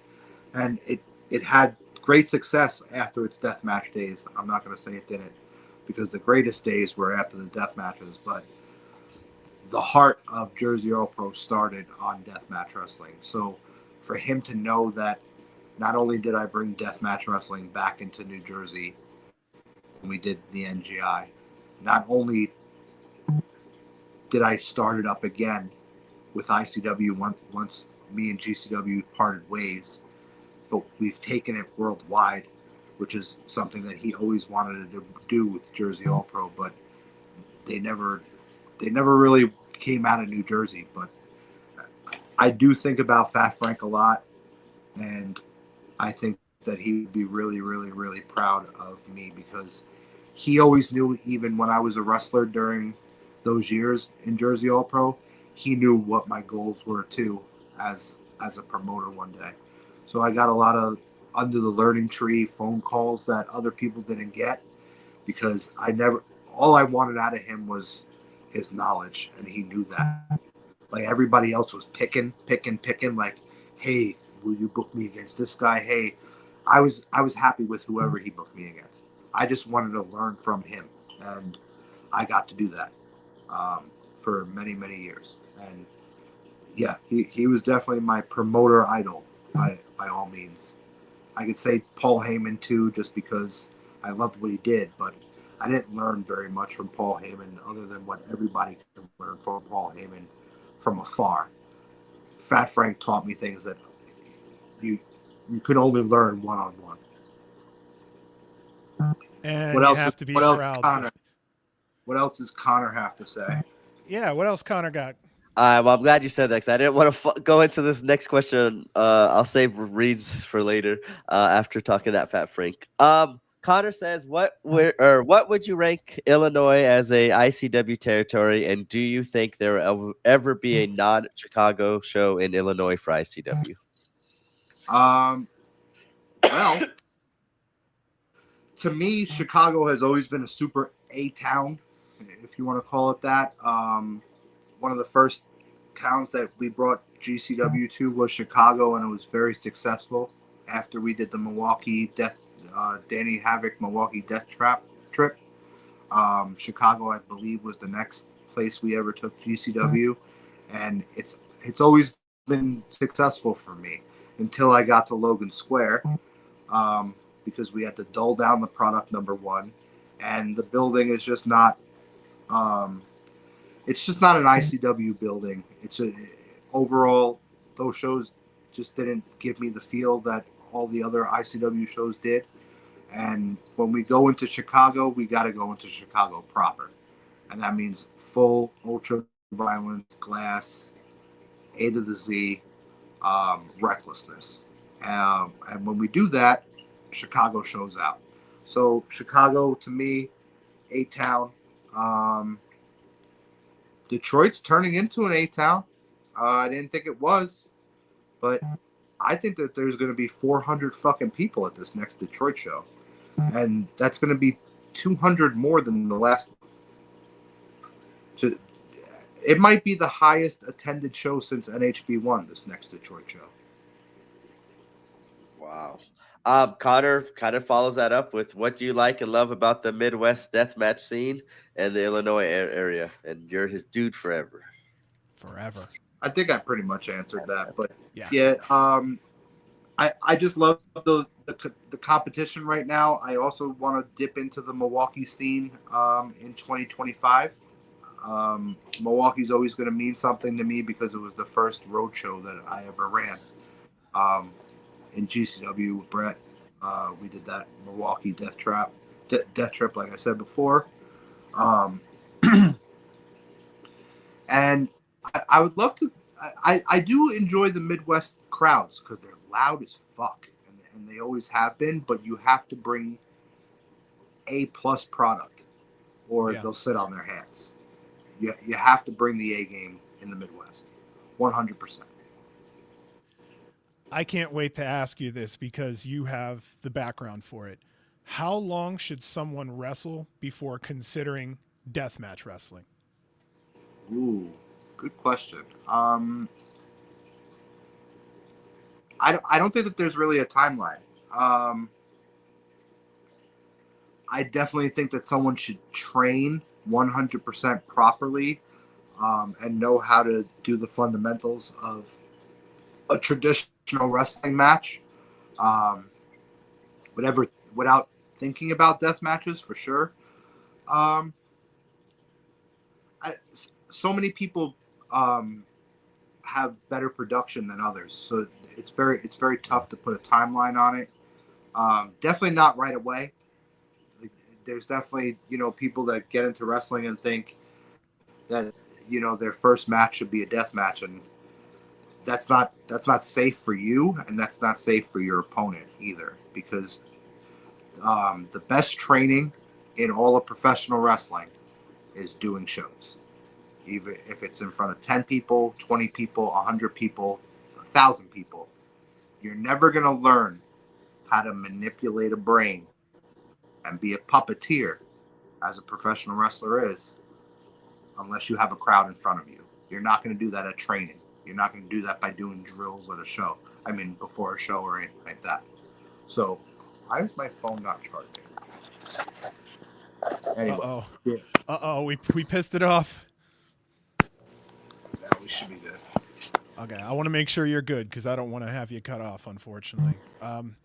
Beyond experience, what qualities separate the great death matchers from the ones who don't last?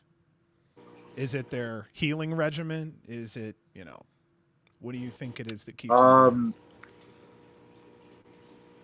The best deathmatch wrestlers are the smartest deathmatch wrestlers. And I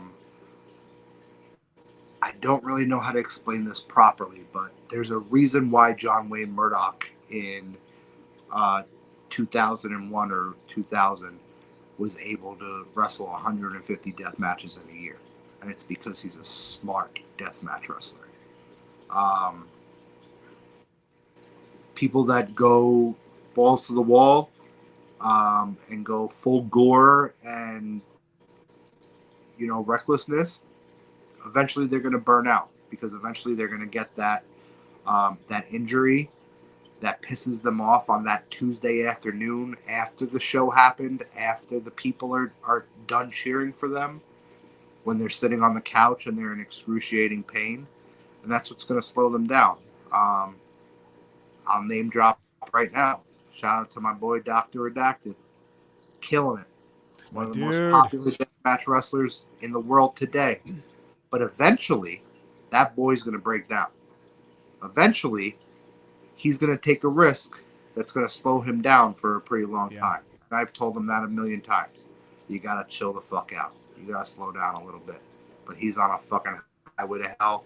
He's enjoying the ride with his lovely girlfriend. They get to see the world, and he's killing it. He's a prime example of that's what we're supposed to do this for. I took an unknown and turned him into undeniable. And that's what this is supposed to be.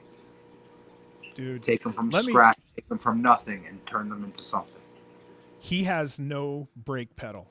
I've watched him do things that I went, okay, a normal death matcher would be done here.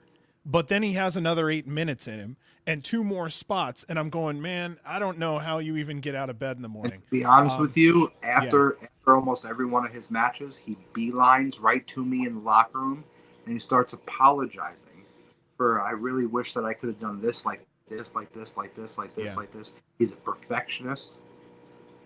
He takes his shit very fucking serious.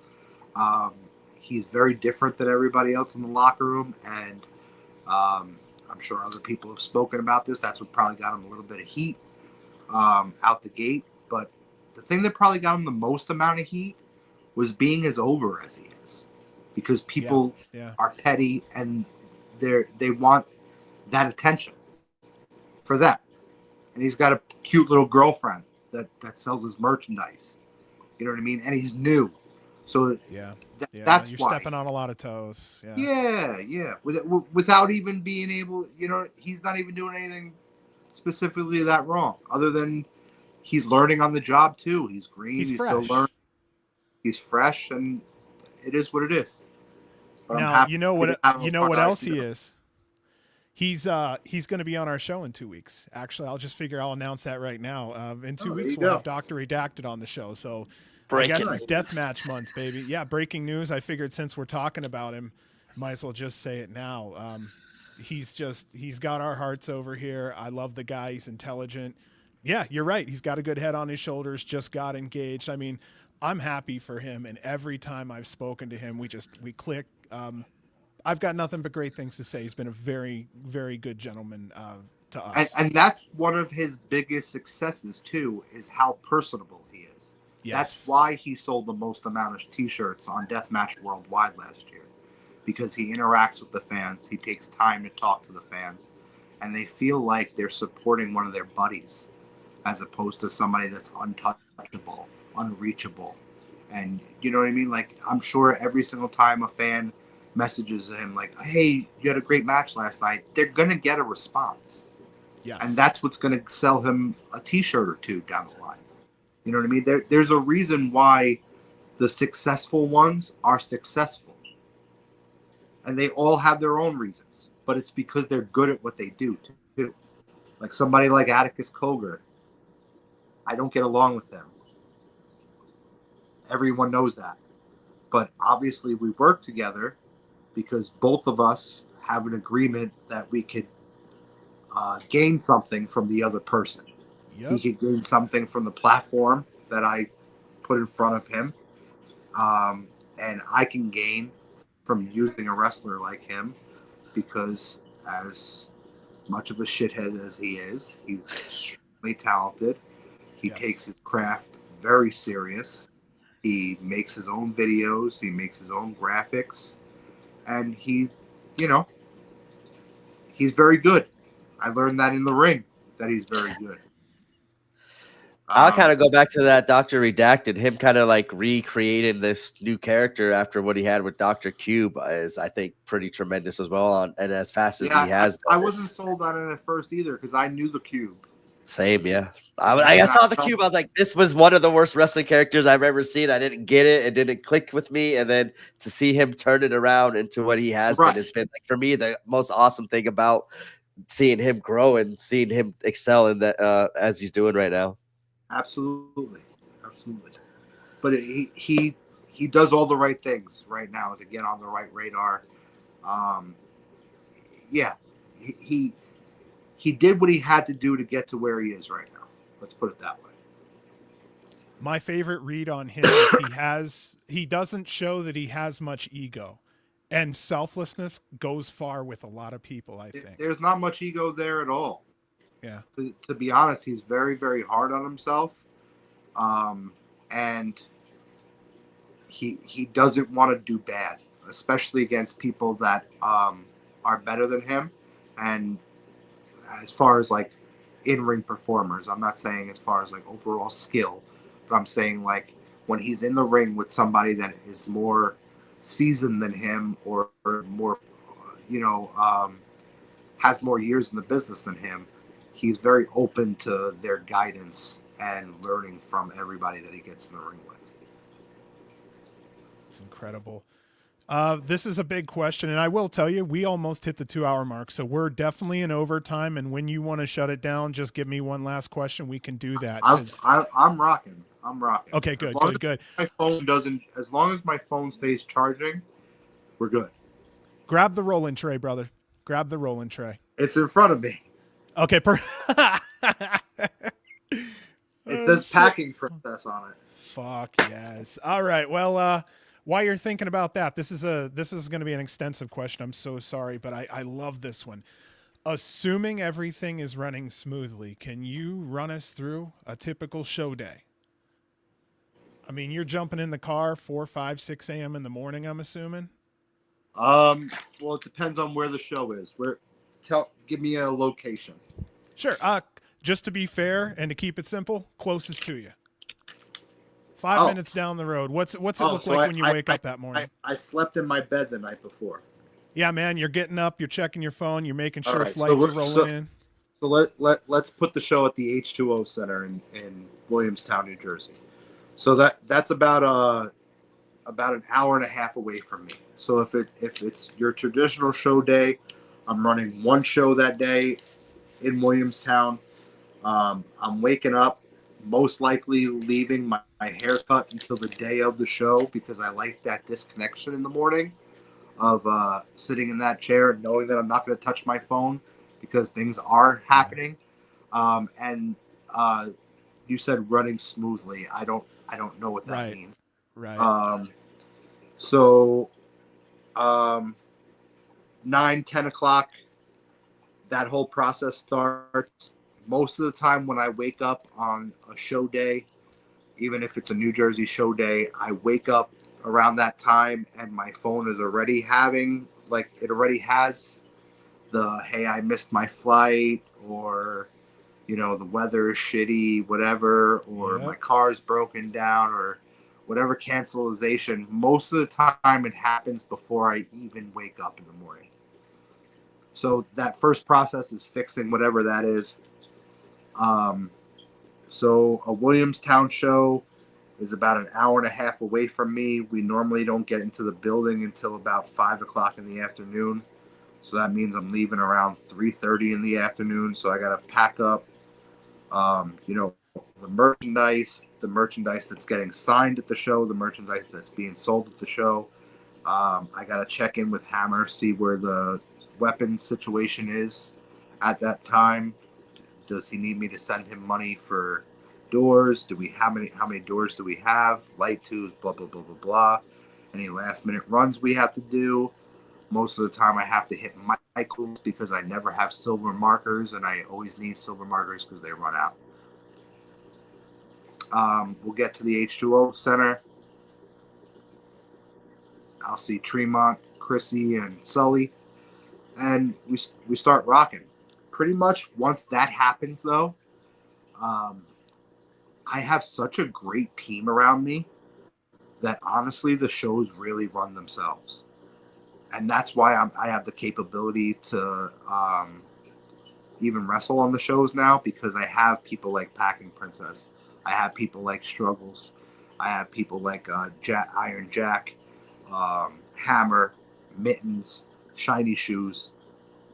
These are all people that work behind the scenes. Some of them work in front of the camera as well, but these are all people that work behind the scenes to make sure that the show is running as smoothly as possible. Obviously, I got to shout out IWTV. I'm an IWTV guy forever. I don't think that Jerry, the owner of IWTV, does any other shows at this point, but he doesn't miss any ICW shows. Really?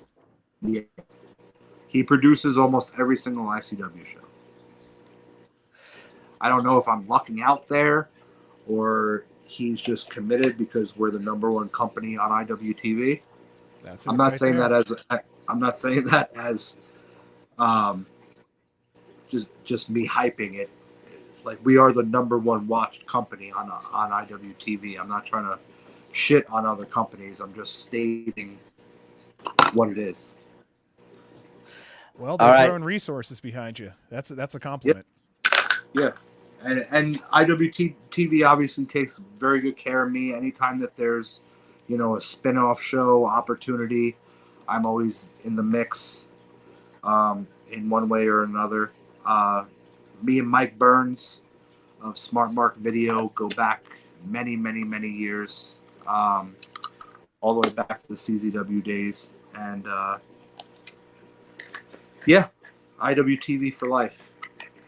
I just want the platform to continue to grow, though. I don't think that it has as many members as it should. I think that it's not reaching as many people.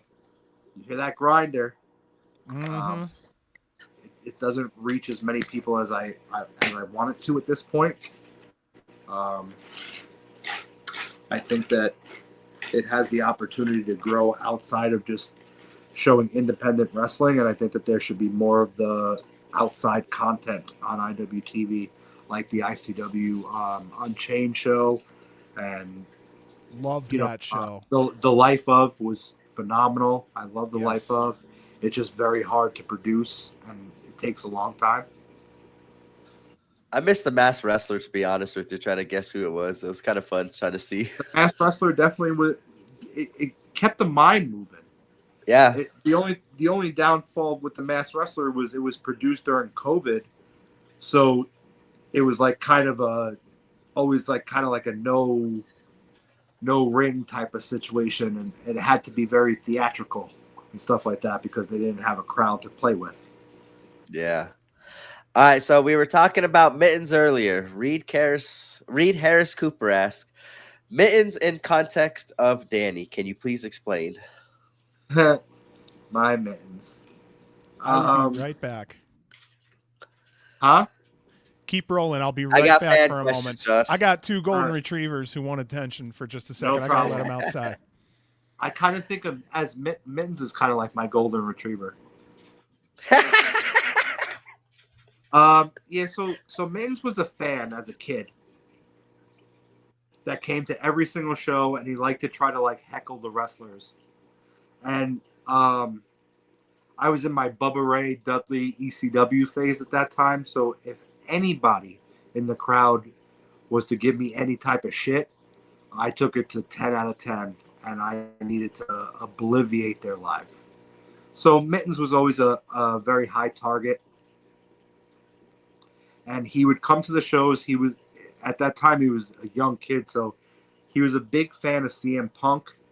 So he used to come in with the CM Punk armbands. He had the CM Punk T-shirt. He had the CM Punk sweatpants and everything. And it was Joey Janela's debut show in New York City. It was me versus the Zebra Kid, Joey Janela. And I was shitting on Mittens in the crowd, you know, from the ring. And then it spiked into my head, and I said, I said, what are those things on your fucking hands right now? And he was like, they're CM Punk armbands. They're CM Punk armbands. I said, no, they're fucking mittens. And then all of a sudden, the whole crowd started chanting, they are mittens. They are mittens. And he was like, CM Punk armbands, CM Punk armbands. From that day on, he was mittens. And he was just a fan for years and years and years. And then I knew that he wanted to like be a part of wrestling, but like he was never going to be a wrestler, and he knew he wasn't going to be a wrestler. He has 2 left feet. He's just not coordinated, but he wants to be a personality in wrestling.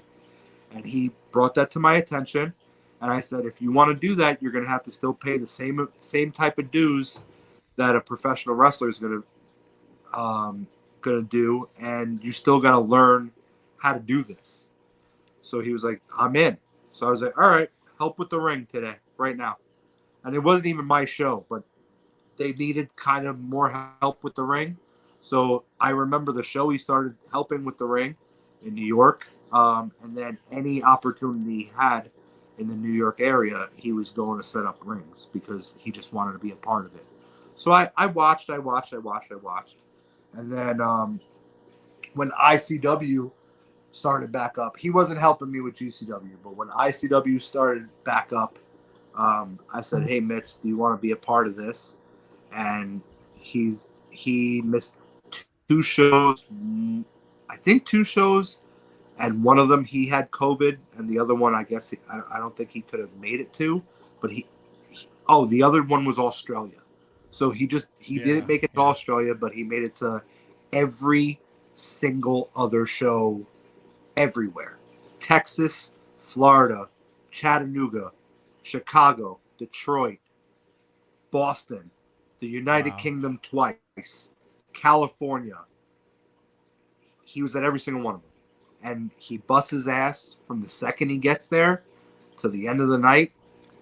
I don't leave, but he doesn't leave before me. So most of the time we're together, and he's pushing a broom and he's cleaning up until the very last thing is cleaned up. So if anybody thinks that Mittens doesn't deserve any opportunities or small spots on shows, or if I smack him in the face with a fucking popper bat, he's earned it tenfold. He's learning the business. I teach him things before shows, after shows, in between shows, and he's paying his dues the right way. He knows how to bump. He knows how to do certain things, and he's learning psychology. So Mittens is very much a part of the wrestling business. He's a character, but he also still enjoys pro wrestling, just like all of us. So he has the same opportunity to flip the switch, sit in the front row at a GCW show, and go right back to being the kid that he once was. And that's the special thing about Mittens, that he still gets to really enjoy this. So that's pretty much the tie, me and Mittens. He's just my kid, and I'll always look after him. If anybody fucks with him, not only will you have to fuck with me, but you'll have to fuck with Mick Foley, Mick Foley said nobody fucks with it. Okay, so I'll throw a fun question in here because you were talking about travels. This is one of my favorite questions. Throughout your life, in your travels, have you ever experienced anything paranormal, or do you have a ghost story, something weird that happened in your life that you'd like to talk about? I never had a true ghost story on like the road, but I created one in Chicago one time. It was a rib. We stayed in an Airbnb. It was me, Packing Princess. Ryan was the head of my ring crew at the time.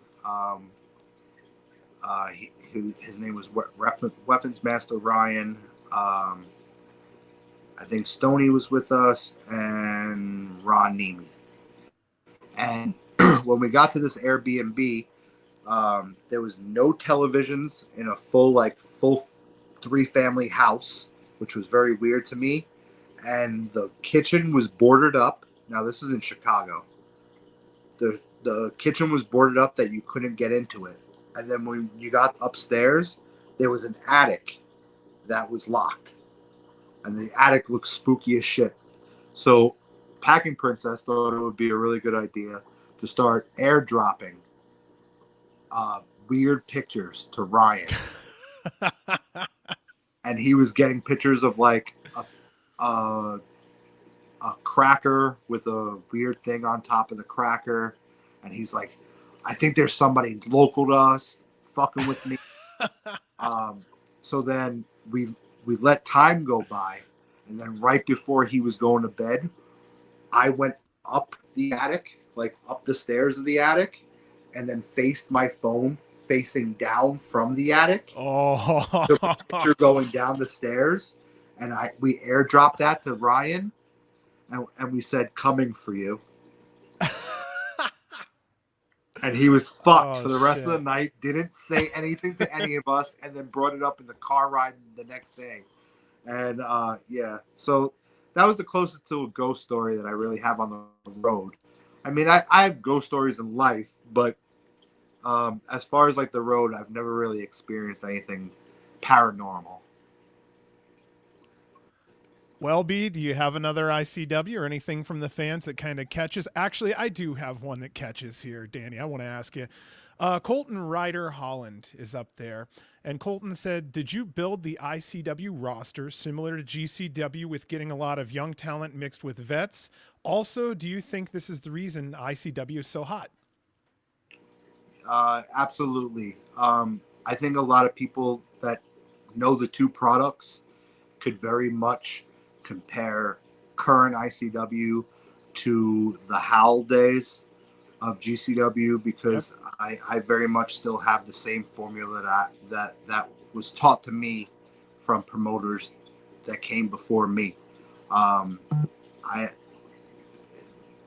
There's a method to the madness. There's a reason why ICW shows flow a lot better than some other competitor companies, and it's because I tell a story within even the lineup that I present to people. I don't want to give up too much of my knowledge because I don't want to give free education to others.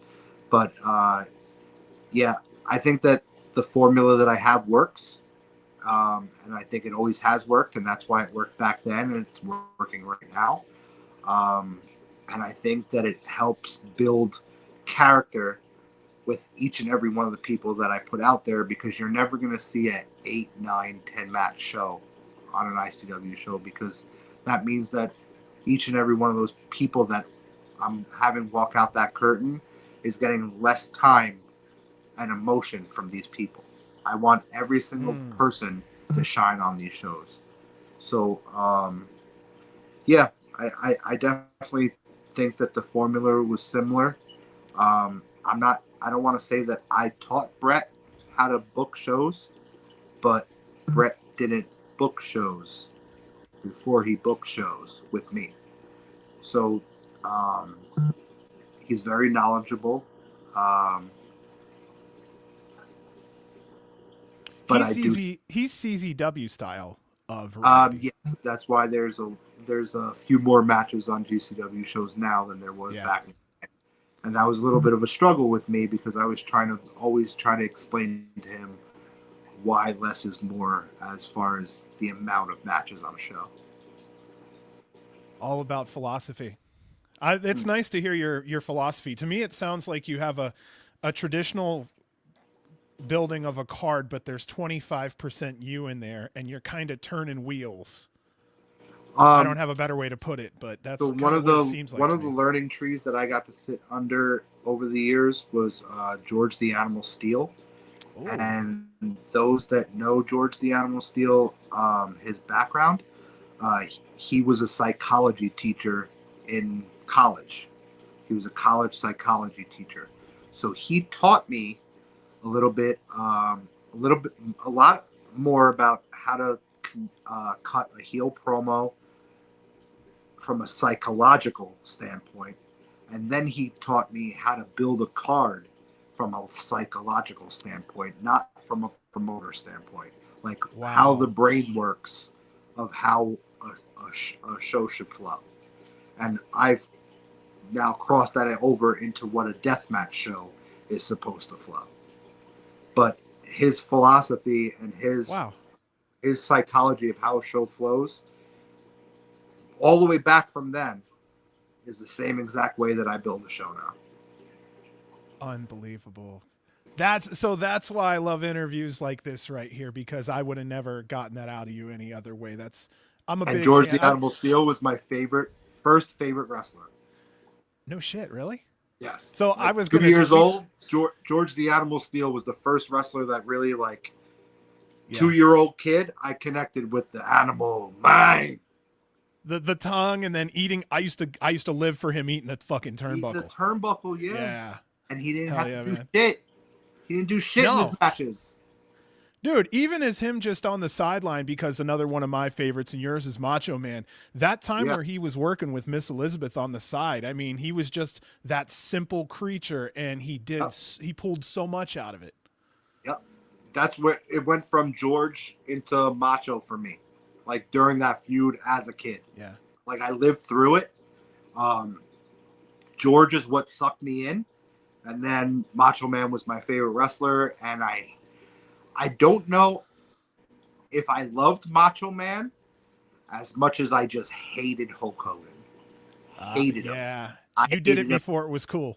I hated him as a fucking baby. My mother bought me a Hulk Hogan Halloween outfit, put me in it, and I fucking threw a temper tantrum. I projectile vomited on her just to get her to get the fucking outfit off of me. I was a terrible child, but she went the wrong route and got me the worst possible costume because I was a kid that knew that there was a Macho Man costume. Like I knew that there was a Macho Man and a Hogan, and she brought home the Hogan, and I was like 4. Yeah, you don't do that to her. You brought the kid's worst, least favorite wrestler home for him to have to dress up. And the anger in his voice is still there too. I tell you, I can feel it. She gets it still to this day. She fucks with me. Every now and then she'll send me a picture of me in the fucking outfit. She has it framed in her house. My mother's as much of a troll as I am. I was gonna ask you about. We're getting into questions here. I didn't even know if I was gonna get into. I was gonna ask you, man, how did it feel wrestling Shane Douglas? That's your dude, you know? Yeah. So before we did it in the chains, I got to do it on a regular ICW show in Queens one time. But it was so cool to do it in the chains. Yeah. Like he hit me in the head with a fucking bundle. And we did all the greatest hits. He trusted me so much. Because we had so much fun the first time, and he knows how much of a fan I am of his. He is my all-time favorite wrestler. That was not an angle, just to hype up a match. Macho Man was my favorite up until I saw Shane Douglas walk out with Francine in 1997 at ECW. And then I was hooked. I wanted to be the fucking franchise. I wanted to be the franchise so bad. He had that. classic 80s. I mean, even the round muscles. You know what I The mean? the, That classic 80 round the high muscle. school quarterback that got the girl. Yep. Yep. Were there any other questions you had there from chat that looked like that? Has anybody asked a question that hasn't gotten attention? ATB. ZMZO asks thoughts on New Jack's final match being at New NHB. Bad time. Bad time. Yeah. New Jack wanted that match to be 30 seconds, and he wanted to squash. He wanted the Rejects and Neil to come out, and then he wanted the Carnage crew to come out, and then his music hits, and then he just hits the ring, beats them with a couple of objects, pins them 1, 2, 3. Oh shit! And I was like, Jack, we can't do that. What else could we do? You know, how could we get around this? He's like, I don't know, figure it the fuck out. And then he would just walk away. Huh. And I could tell that he was not going to sell for anybody, and he was not in any type of physical condition to sell for anybody or like do too much. So I was like, hey, what if we just stall his entrance like back in the day? Like, just have the Carnage crew go out there against the other three, let the other three get up on the Carnage crew for a period of time, and then once the New Jack music hits, you guys get the New Jack treatment, but Murdoch doesn't really take any of it because Murdoch was winning the belt the next day, and New Jack wanted to hit him in the head with a fucking guitar and pin him 1, 2, 3. There was that's destructive as fuck. There was almost a fight between the Rejects and New Jack, but I calmed them down. I was like, it's not fucking worth it. It's over. Nothing you're going to do right now is going to be productive. So that didn't happen. And then he died, like, I don't know, the next week or something like that. But I could tell he wasn't in very good shape at that time. Sounds like he was asking for quick money too. He's like, let me do my entrance. That's 80% of what I do. And then let me go in, swing some weapons for the other 20 and bounce. Lucky for me, I had a vendor that brought New Jack in. That's why New Jack was even at that show. Like, a vendor had him for the weekend. And I said, if you want a table at a deathmatch show with New Jack, you're going to have to convince him to at least do a 6-man tag. And the guy was like, no problem. He'll do a 6-man tag. I was like, okay. I got a free New Jack for his last match. But I got 30 seconds. Yeah. You got what you paid for, damn near. Where was it? Abel Corson asks, how complicated is it booking ICW for Sonia in Boston versus Detroit or any other city that isn't an official venue? What do you think he's trying to say? Which one's not an official venue? Like outside of like Detroit and Chicago, maybe. I don't know. Actually, if you're still in here, Bud, expand on that question. We'll get that one answered for you. If he means more that it's more limited in Sonia, Probably. maybe I'll answer it that way. It makes us just be a little bit more creative and not have to do the glass. Glass is the hardest thing to clean up as well, and that's one of the main reasons why we can't do it at Sonia. But the other main reason is safety. In Sonia, we have that very ICW NHB 1 feel of everybody up on the ring, and if fans are up on the ring like that, you can't really have light tubes flying directly at the people standing on the ring. So as cool as those shows are, it just makes the wrestlers be a little bit more creative. I'm totally on team. Deathmatch shows could happen and be 5-star deathmatch shows without glass. I 100% could get behind that. It's just more about being creative, keeping everything different. Not every single match having the same exact weapons in there. Yes. So if that's what he's elaborating on, yeah. But I love Sonia. I wouldn't change anything about Sonia. I think it's a perfect looking building for the ICW product. Are you a low ceiling guy or a high ceiling guy for your venue? Um, Like 10 I feet? mean, I don't 8 want a feet? low I mean, ceiling or yeah, like not a 8. low rim. Like I'm not a big fan of the Detroit venue as far as like height. But I don't want like a super high ceiling either. Right. Like my anti venue is the but I ran there for both GCW and I ran there in ICW, and I hate it. It's Chicago. Fuck. What's the name of that center, B? He's pretty good with stuff like that. The Talia Hall? Talia? No, No, no. I It's was gonna say all big white walls. Yeah. Berwin's. Berwyn. No, not Berwyn. Oh, no, Berwyn's brown walls. Brown Oh, walls shit. is very different than white walls. We did like the NGI there. Fucking Oren did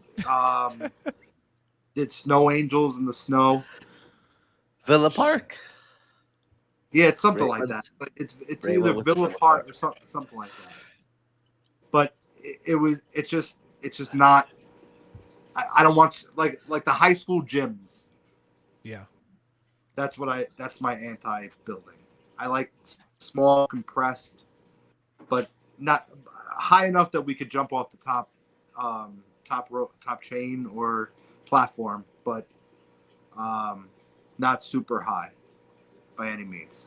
And I definitely like 300 jam-packed fans as opposed to 500 fans Yes. in a building that holds 2,000. Mm-hmm. The difference on TV shows, whether you like it or not. I'd rather have a packed garage with 75 than have 200 in a 400 building by far. Absolutely. God, empty seats are so ugly. I am that's why I hated the Florida shows. But we Yeah. just had to make them happen at that time.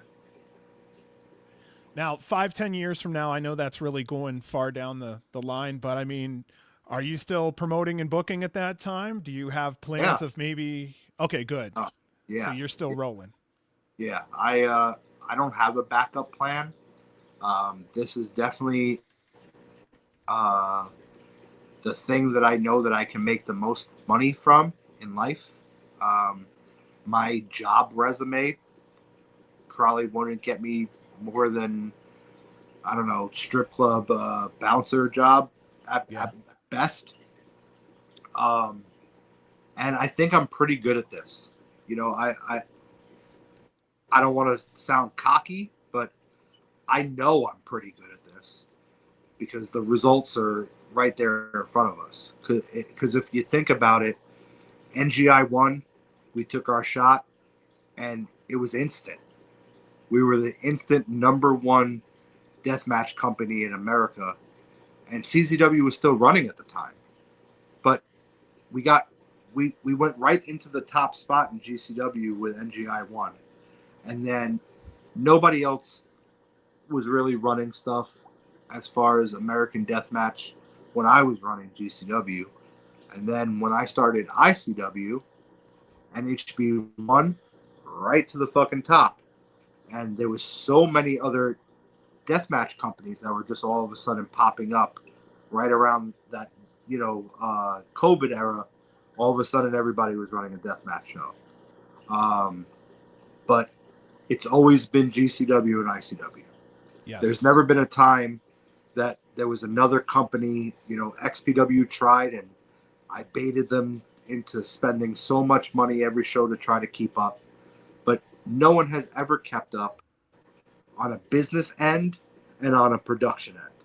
No one has ever done deathmatch at the level that we both done, and no one has ever made money off of it at the level that we have both done.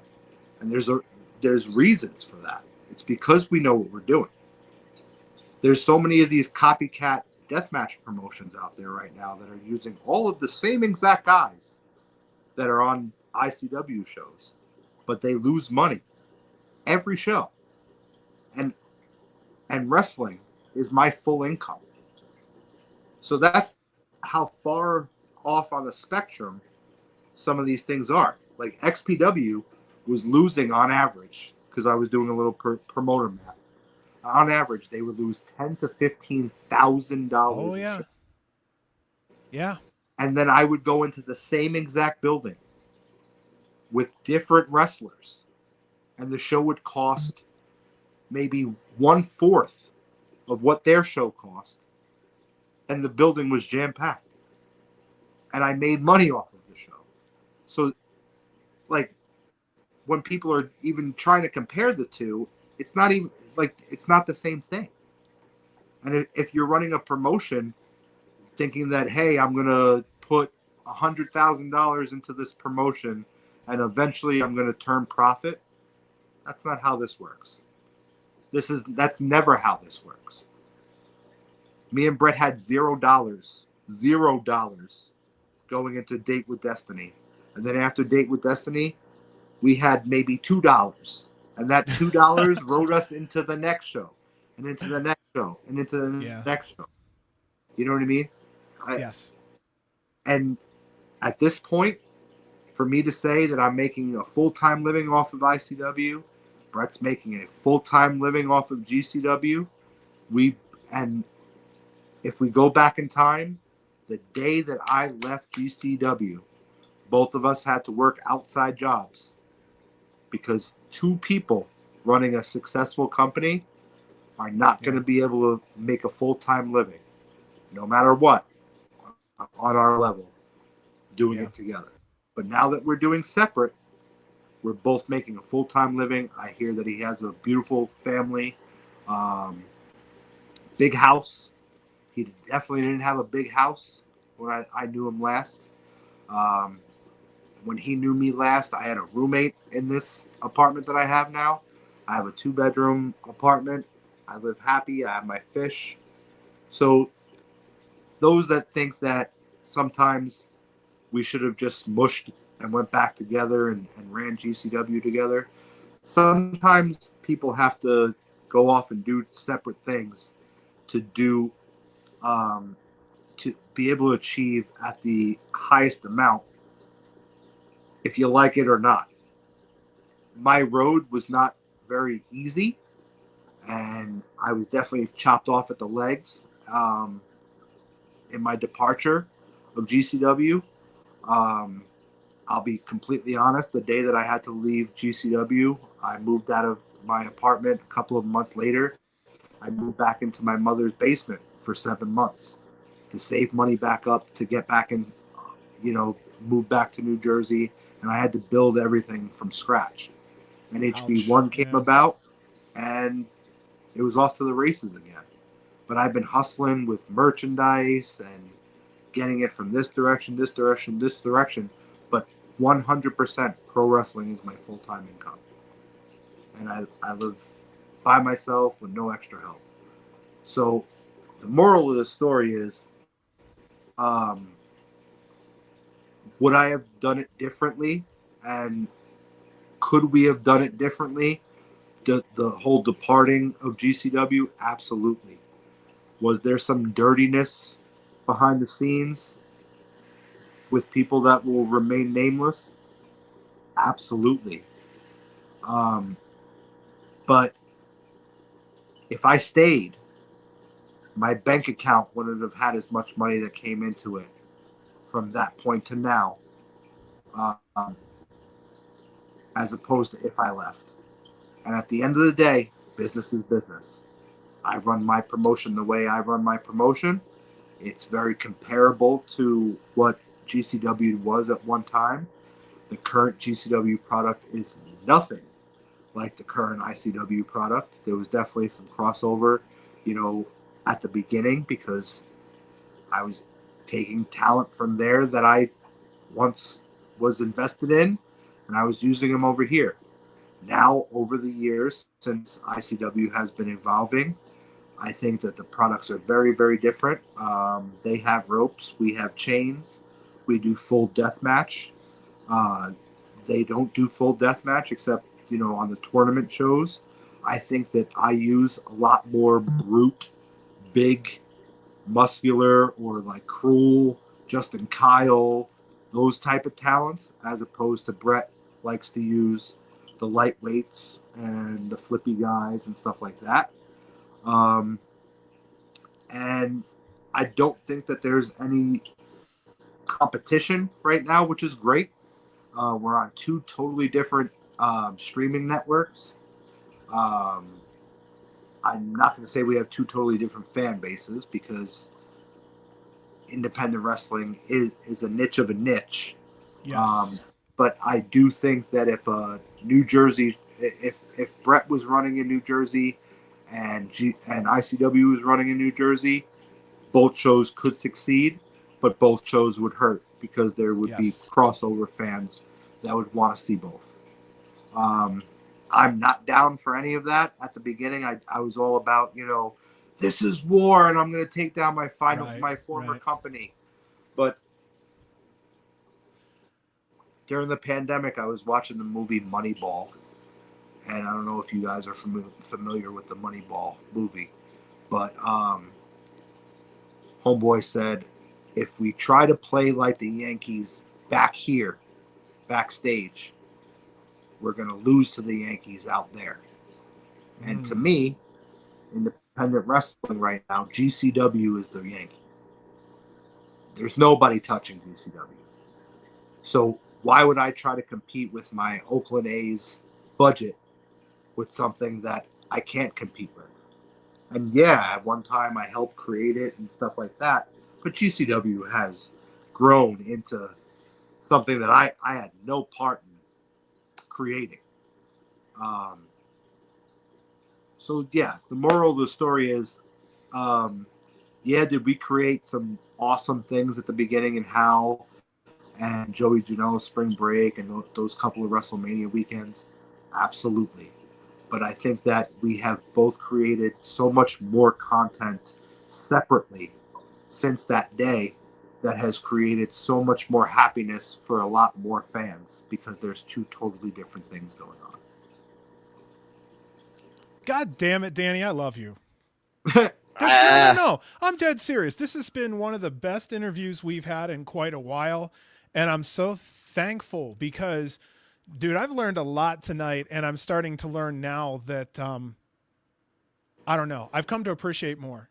And I already watched the product. No lie. Dude, seriously. I'm Wow. as all in as could be. That's what it is.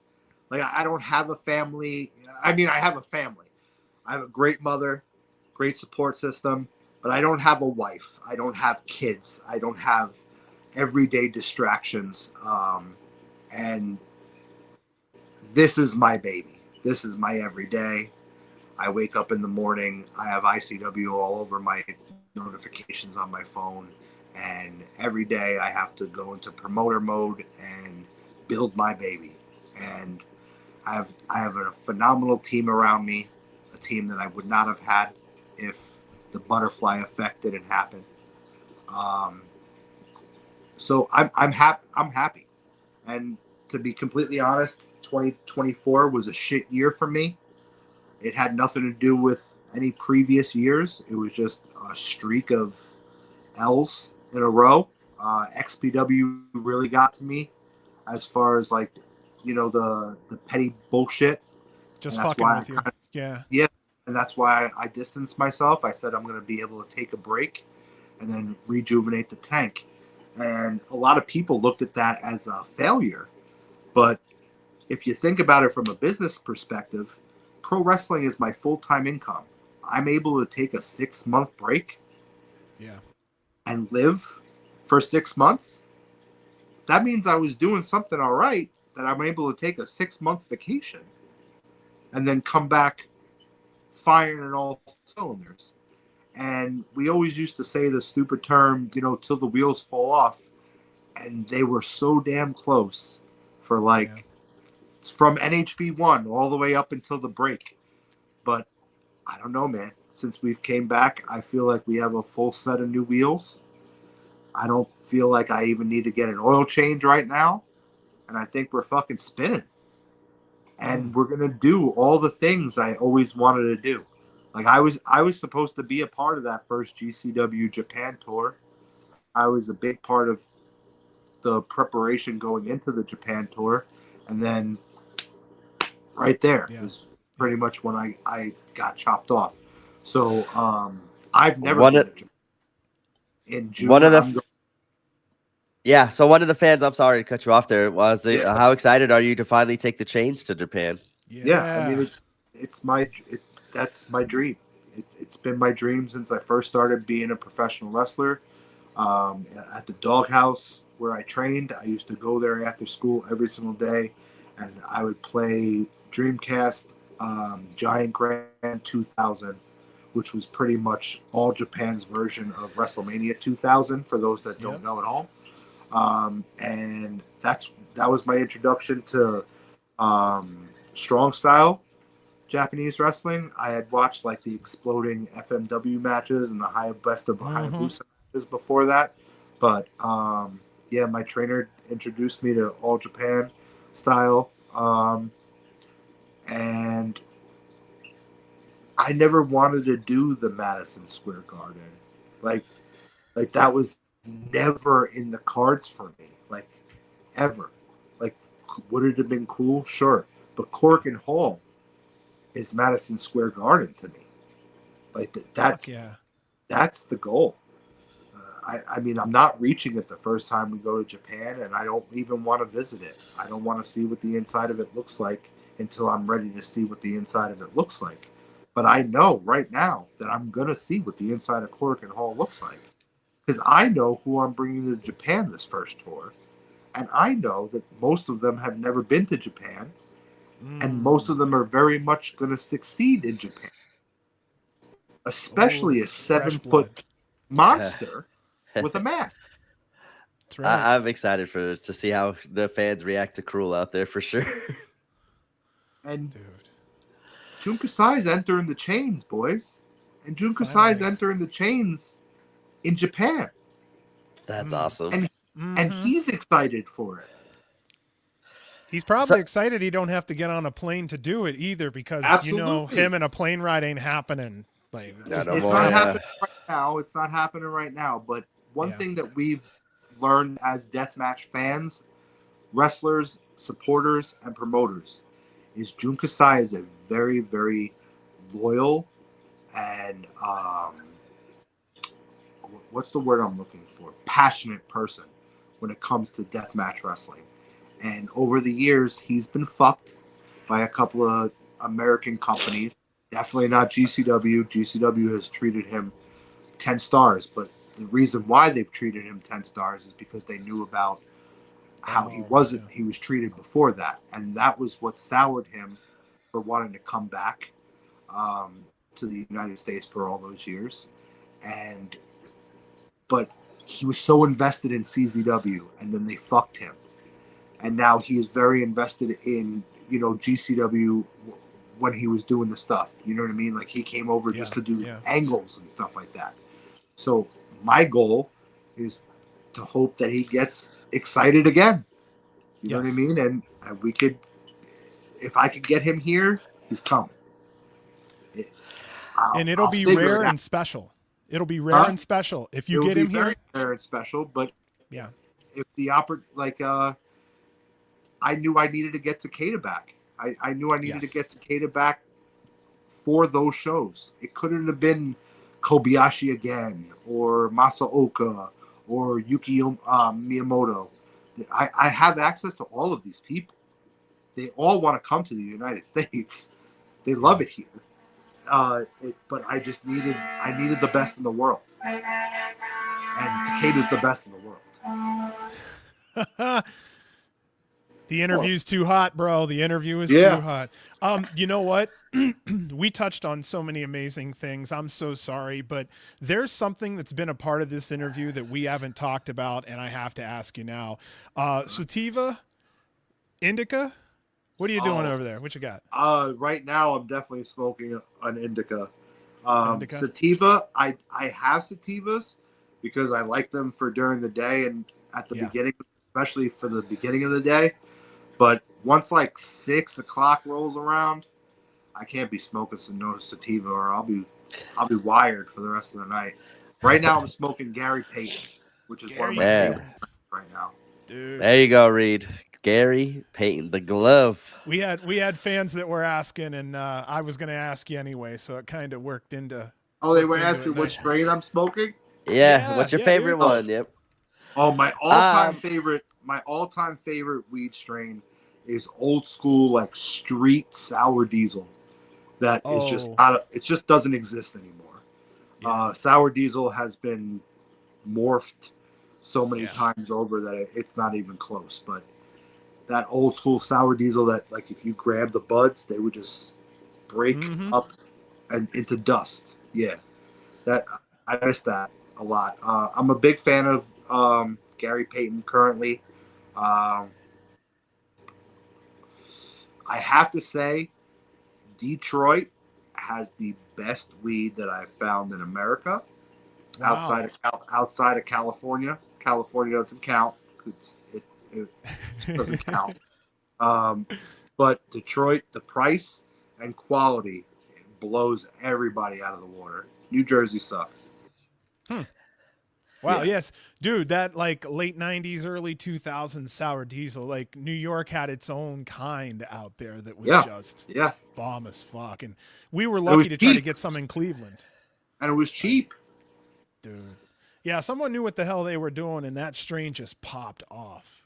Yeah. That's one of and those it tasted special ones. differently than everything else. Like you felt like you were tasting like almost like a lemon warhead while you were taking a pull. It did not taste like anything else. And Blue Dream back then was very different than Blue Dream now. That's my favorite. That's my favorite, actually, is Blue Dream. It had a beautiful scent But to the it old and school everything. Blue Dream, right? Yep. The sativa. Yeah. That actually, it was more of the super silver haze. It was a sativa, but it helped like calm your pain. Yep. Yeah, it's super silver haze mixed with, I forget what it is, but yeah, it used to be more heady. And yeah.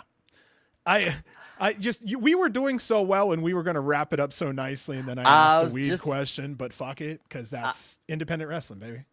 I was just about to say, we got two good, strong questions here at the end, and I think that's about it for the fan questions. I have to make one comment too afterwards after this. While I have Danny in here, I have to say a thank you face to face. Is Danny giving Neil Diamond Cutter his crazy monkey match? I am not giving him his crazy monkey match. It's just not financially feasible at this time. If Neil had a longer timeline, I would love to be able to give him that opportunity, but I committed to X amount of wrestlers before the Japan tour was announced.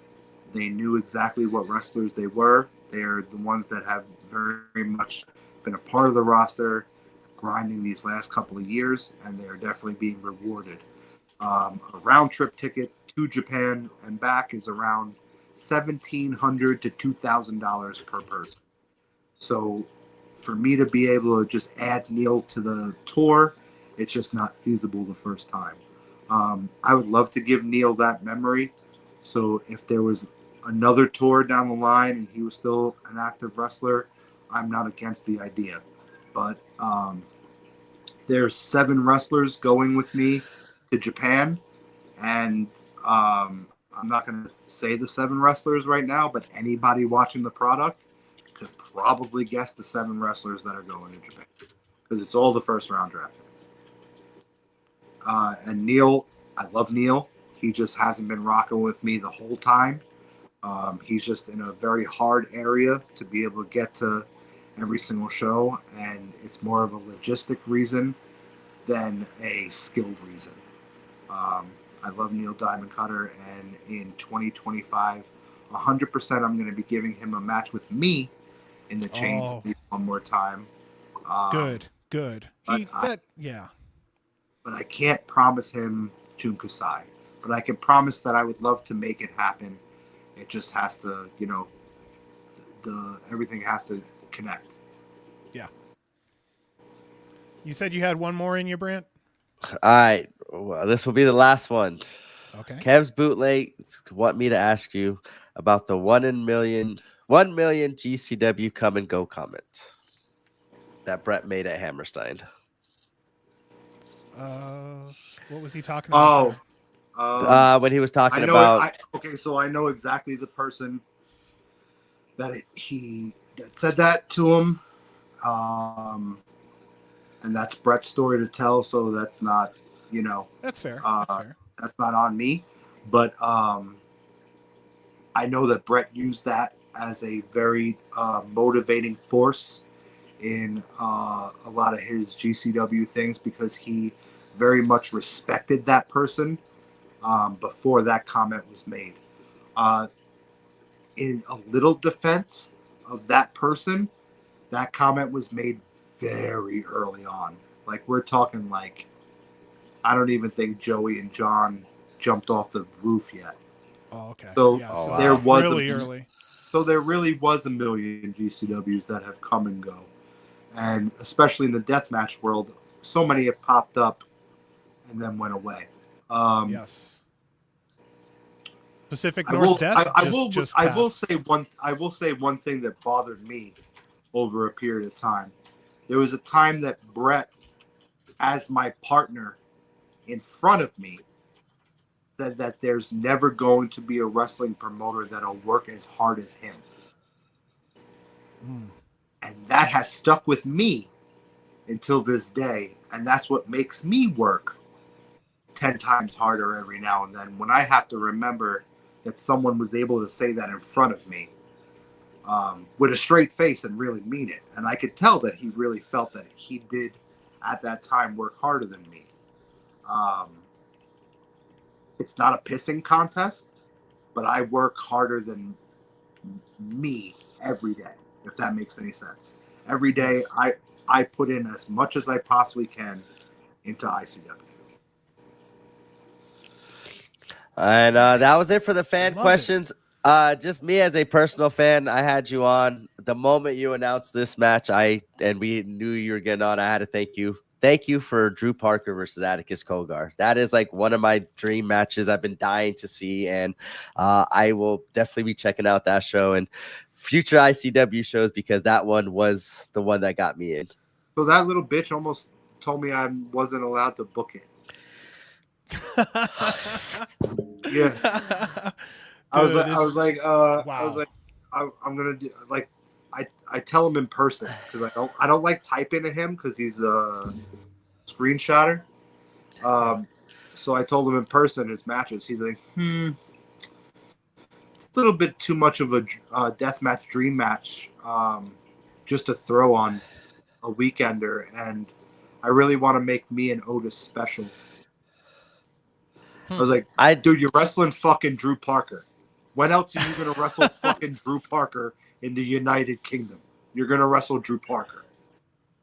That's premiere. That's premiere. As a fan, that's like one of the top death matches I been wanting to see right now as a dream match. And it's when you announced it, I definitely had to say it. How crazy is it that it never happened? And I announced today. I announced Cruel versus Otis Coker. That's a strong one. Detroit. Some fans wanted you to talk a little bit more about that if you can. For what? Some fans were asking to go a little bit more in depth to that match announcement that was made that you did. What, Cruel and Otis? Otis, yeah. They were like, there's a couple of fans that were really excited and wanted me to bring that up. That was a couple of questions I had, Stars. I mean, I looked at the Chicago show today on paper, and I looked at the show in Detroit on paper, and I said, what bullet in this gun should I fire today?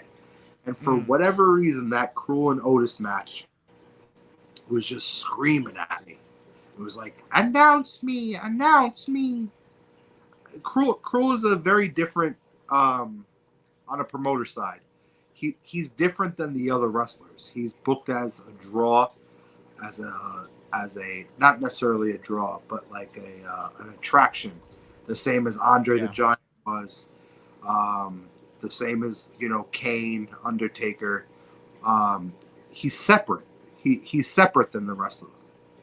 And it shows in ticket sales. Always. Cruel is definitely money. Brett, thank you so much for not using him ever because I get it. I get it. Yeah, I I know. love that I love that he's my monster.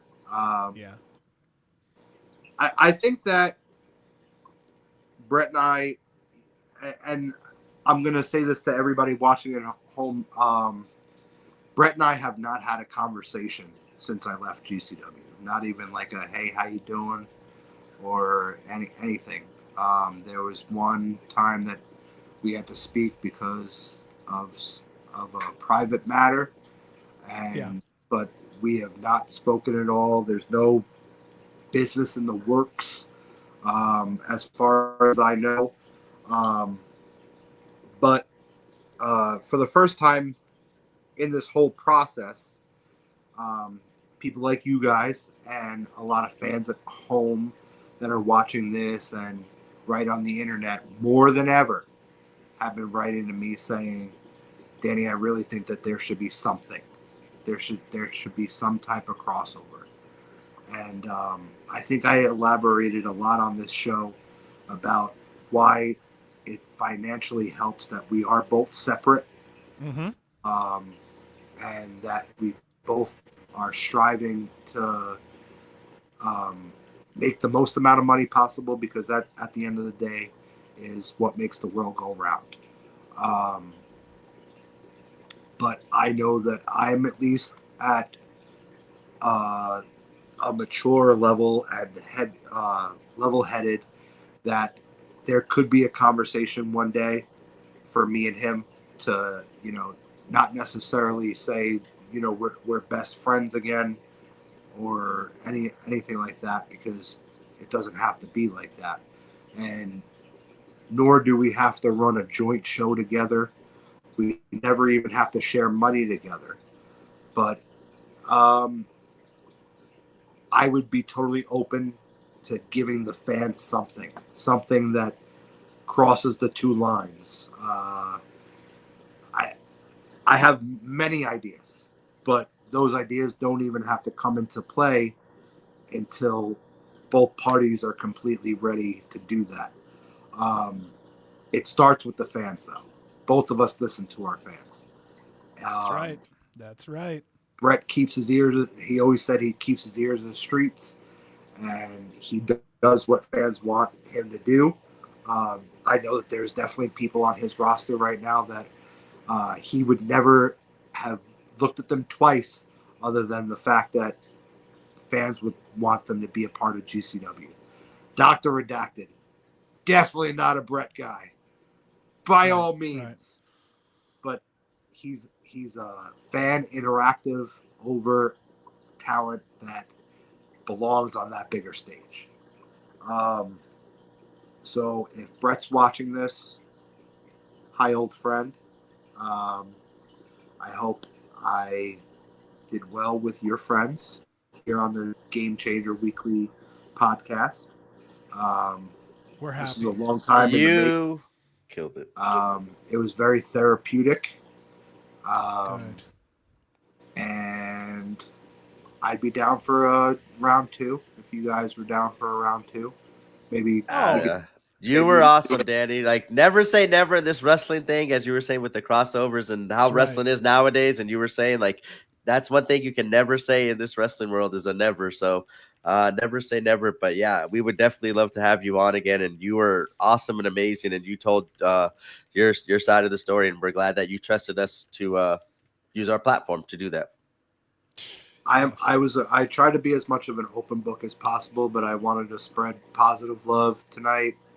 No drama, no. I'm not a fire starter.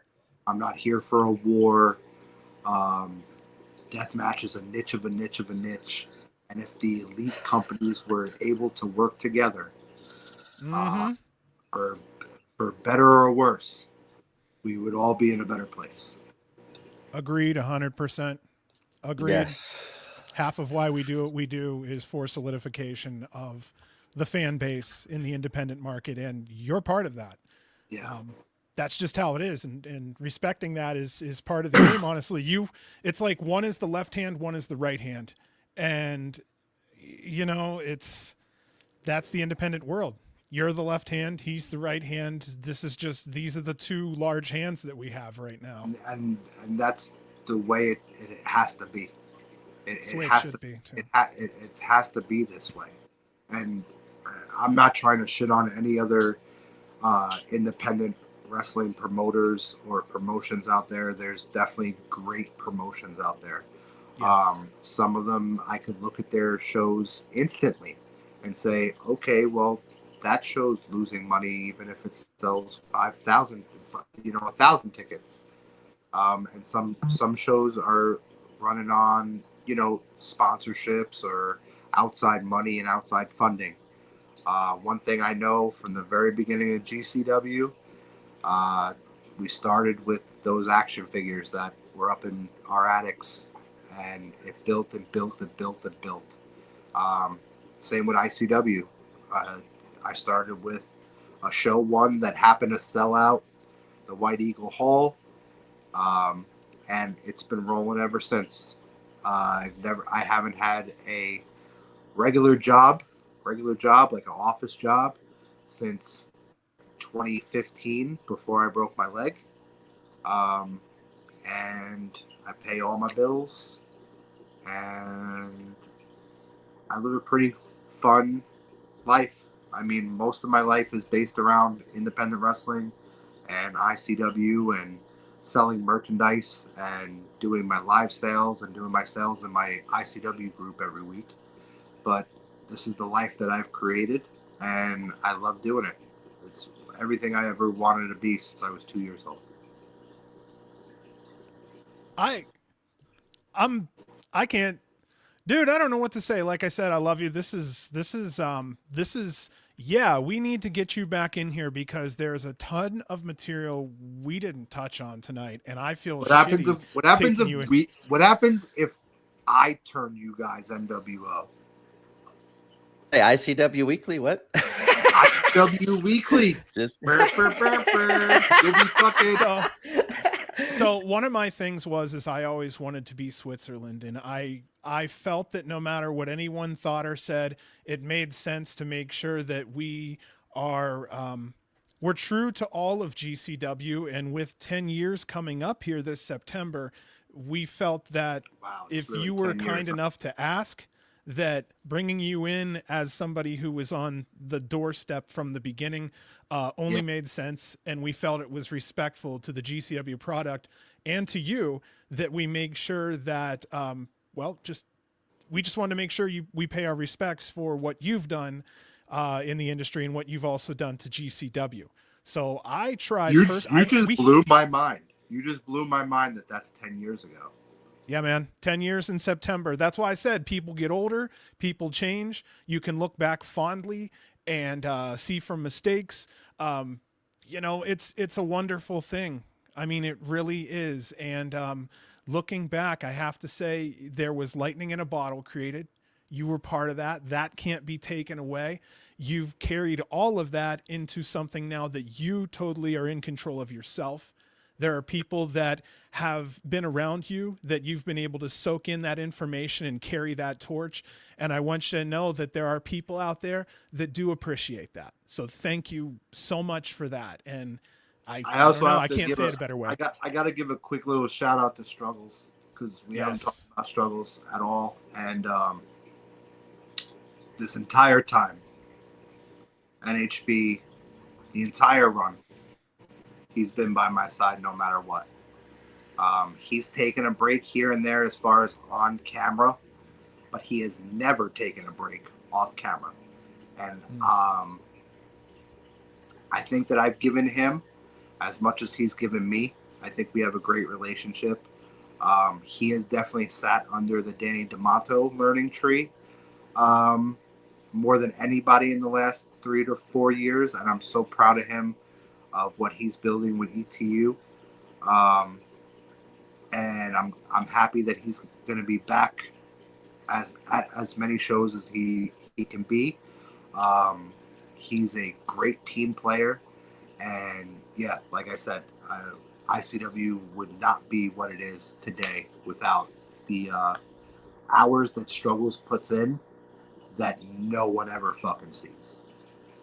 So shout out Struggles, shout out Hammer and Mittens, always making sure that everything is done properly. Shout out Packing Princess for keeping my entire life still running properly. She runs all of the merchandise as far as ICW goes, but more importantly, she keeps my um, life moving in the right direction. I also got to give a shout out to Jack Sabbath. Without Jack Sabbath, ICW would have never been created. And he gave me some of the biggest matches of my entire life. And he gave me a platform to run with this, after GCW was over for me. So shout out to those people. Shout out to the entire GCW locker room. You guys are absolutely killing it. Much love. Shout out Joey Janela. Stop getting beat up at shows, but I am for what it's worth, for someone that has seen every part of his road, I am extremely proud of the in-ring person that he has become. I don't know.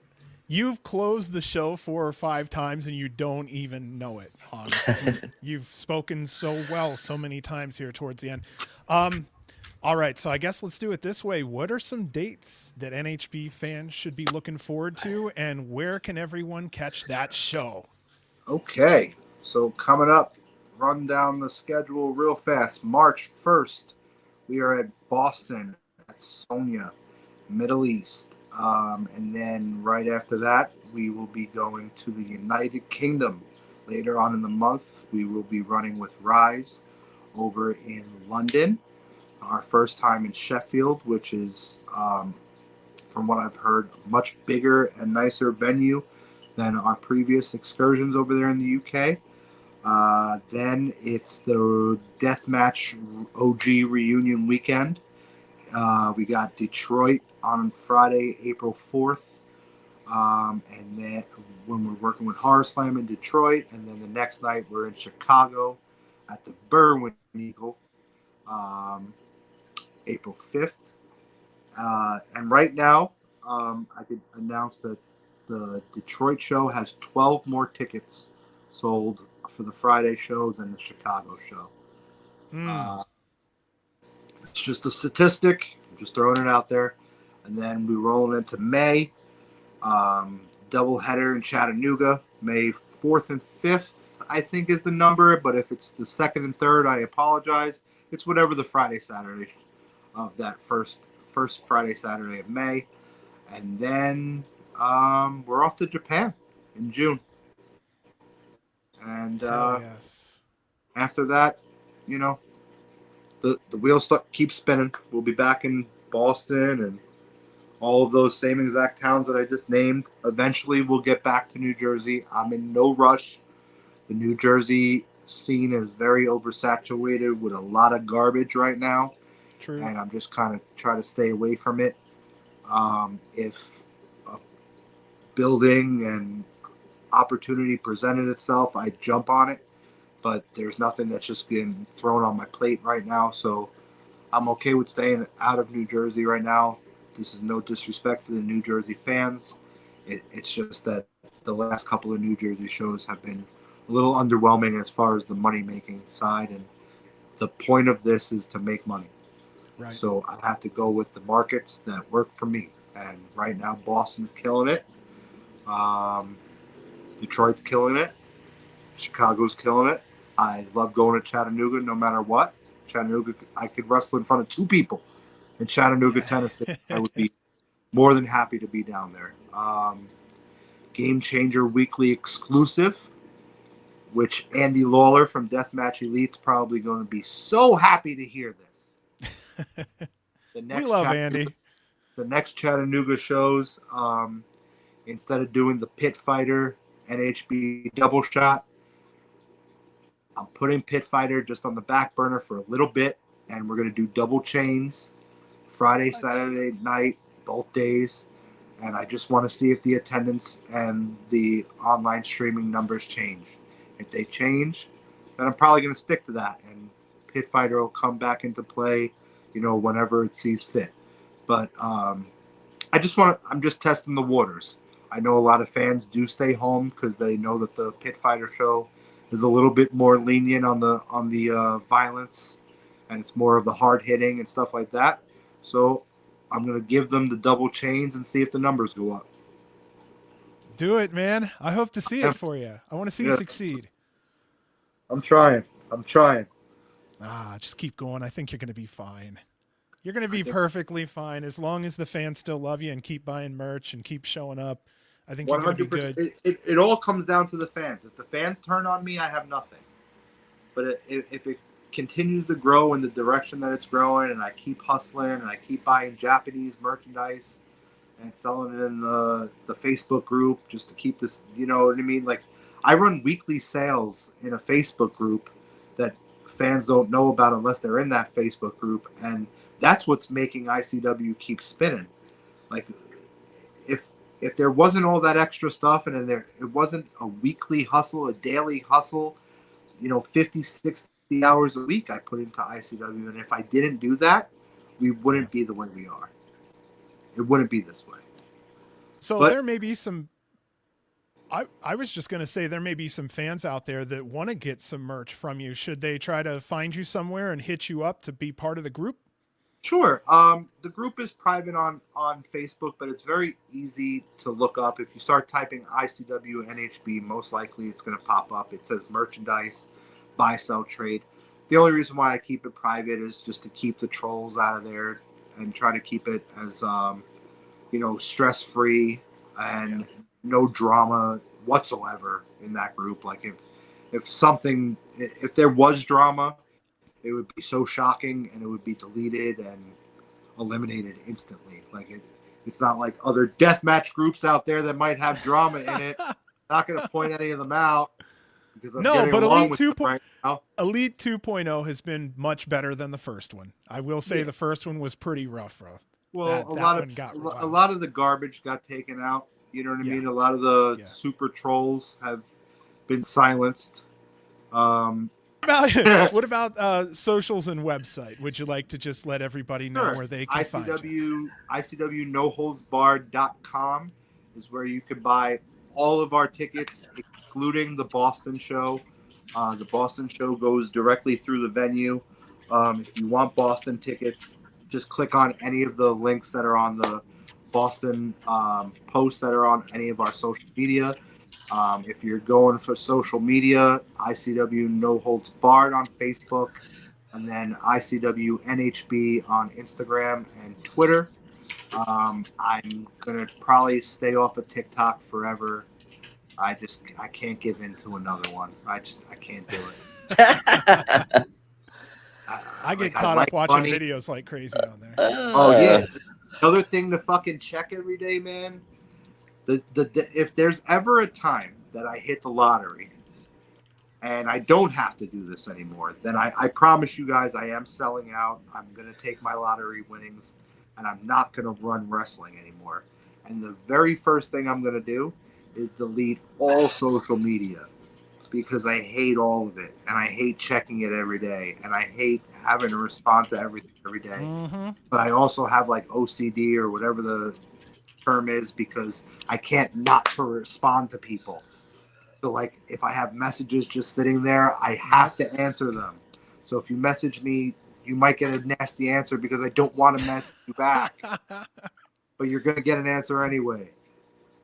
I'll also say that out front too, that thank you for being patient as we were talking back and forth to get this set up because this was just so important. Thank you for being an open channel the entire time. Honestly. No worries. And I smoked 6 blunts while we were on this show. I think the 6th one kicked in the last few minutes. I'm just ready to go. Danny, you have been fantastic, man. This has been amazing and awesome. Like I'm so glad I was able to just listen for most of the time and hear everything because it was nice hearing your perspective of the company that we cover for and be able to have your story, like I said, being told on our platform and you trust it with us means a lot to us. And we just wanted to thank you so much for your time. It was cool going down memory lane because I've never told these stories. Like everything that we've talked about tonight, excluding obviously the no holds barred stuff, because obviously I talk about current stuff all the time. But like when we were doing GCW, I wasn't doing any podcasts because I felt the same way that I still feel now. Is I'm gonna say yes to one, and then 10 more are gonna pop up. So it's just not possible to do all of them. So I really didn't do them back then, and then after GCW was over for me, all those stories were in the back pocket. So it was cool to be able to let it out with you guys. I hope that all the fans that watch tonight live and the fans that are going to watch it back on YouTube learned something. We're entertained the entire, is that really 3 hours and 18 minutes? That's 3 hours. Yes. That's why we're like, we kept you a little bit longer there. Sorry. I felt bad keeping you like this, but we're having a blast. Yeah. I don't want to be rude. It's so fun, man. I cleared the night on purpose to make sure that I didn't have anything to do. And the only thing I didn't do, which I wanted to do, was do not disturb on my notification. I'm about to say, it sounded like you sold a lot of. If you see me doing this throughout the whole thing, I'm just trying to get rid of the notification so I can see what you guys are saying. Chat loved it. Chat, let us know what you thought in the chat. Like I said, I can't say any more positive things. It has been a fantastic time with you, Danny. Thank you so much, man. And if you guys want a part 2, let them know. Let them know. I'm down. Yeah, please let us know. Please let us know. As for me, I think just wait a little bit, and I want to run another back because there's a bunch of stories, a bunch of questions. Danny, you saw some of my notes. Like, I have so much for you and I to talk about that. Your notes blew me away. We try. We John does try a lot hard. of work, man. We try hard. One thing that I want to say to all the fans out there that have been voicing their opinion, keep voicing your opinion. Yes. There is no wrong opinion. If you like one company and don't like the other, voice it. Say why you don't like it. How could it improve? How can we work together? How could we not work together? I want to hear it all. And any other promoter that is successful, they want to hear from their fans. So keep voicing your opinion. Keep saying what you want to see. Keep saying what you don't want to see. And we'll keep giving it to you. Chad is already saying amazing interview, great show, part 2 needed. Wasn't super familiar with him or his company prior. Great show. I mean, yeah, we're already hearing. It's going to happen, Danny. We got to figure something out. You have a hell of a story, and I don't want those stories to just end with you. I think a lot of these should be shared. You've had a hell of a history, and to not share those and for them to just be gone with you would be really shitty to people like me who like to study the history of independent wrestling. There's a lot more GCW to be covered. Like there's definitely a lot of fun stories, like Jimmy Lloyd clogging the bathroom toilet with a shit when we first got to New Orleans before I even checked the room in. Like he got the room key because he had to go to the bathroom so bad, and I wasn't even done checking the room in, and he's already calling me down in the lobby, being like, "There's a problem. I overflowed the toilet," and then I came up there to a puddle, and that was like the beginning of the New Orleans. Like there's so many of those type of things that we didn't really harp on because we wanted to give a full timeline. But yeah. Part two. Brother, yes. I could have done. We may end up finding part 2, just you cathartically letting it all out and just telling all the stories that make us smile. Again, you're a resource that we need to make sure that gets tapped into. Outside of the death of, I think it's the death of Daily Dose of Death, I think it's called. That show's gone now, and I could not get that episode. So that means that we don't have anything for you in the last year and a half, maybe 2 years or more. That episode's not in the world anymore? I think when Servino went bye-bye, I think he took quite a bit of his work with him, I'm thinking. Lauren probably. That was very... stuff, yeah. So then we definitely need a part 2 because I have a story to tell that we have to keep. I have a story that has to stay out there. I feel Yeah, We but have to do it, yes, man. Part 2. Again, I'm so happy we went out on a limb and all three of us did this. It was totally worth it, I believe. Sure. And yes, I'll tell everybody now. Yeah, see, more stuff's running in. I loved it. And I'm really happy that you got a blessing before we did this. You know what? I'll just say it right here too. I thought it was fair because our name is Game Changer Weekly and we devote it to that squad of people that you said, hey, you know what? It'd be kind of cool to do something like this. Let's break the internet, have some fun. I said, You hey, started you it. know what? Yeah. And I wanted to make sure that I said, Brett, is this something that you feel like would be, you know, something positive to do or something? Because I told him, you know, our 10-year history is coming up soon. And he said, absolutely. You know what I mean? Ask away, get those questions answered out there, had no problem whatsoever. So I wanted to let you know that I think he also saw some value in this, just having a 3.5 hour talk, brother. But I have to say, this was better than expected, more than expected. Imagine if he was in one of these boxes one day. I actually Never say can. never. I believe in the best, and I believe in the best of humans. I believe that in time, I think people can grow and learn, and money does a lot for people. You know what I mean? It does. The fans do want something by far, Something. and it's always slowly boiling. So all the fans want the same thing. I don't find fans going, nah, keep them here, keep them here. No, all of us say, you know what?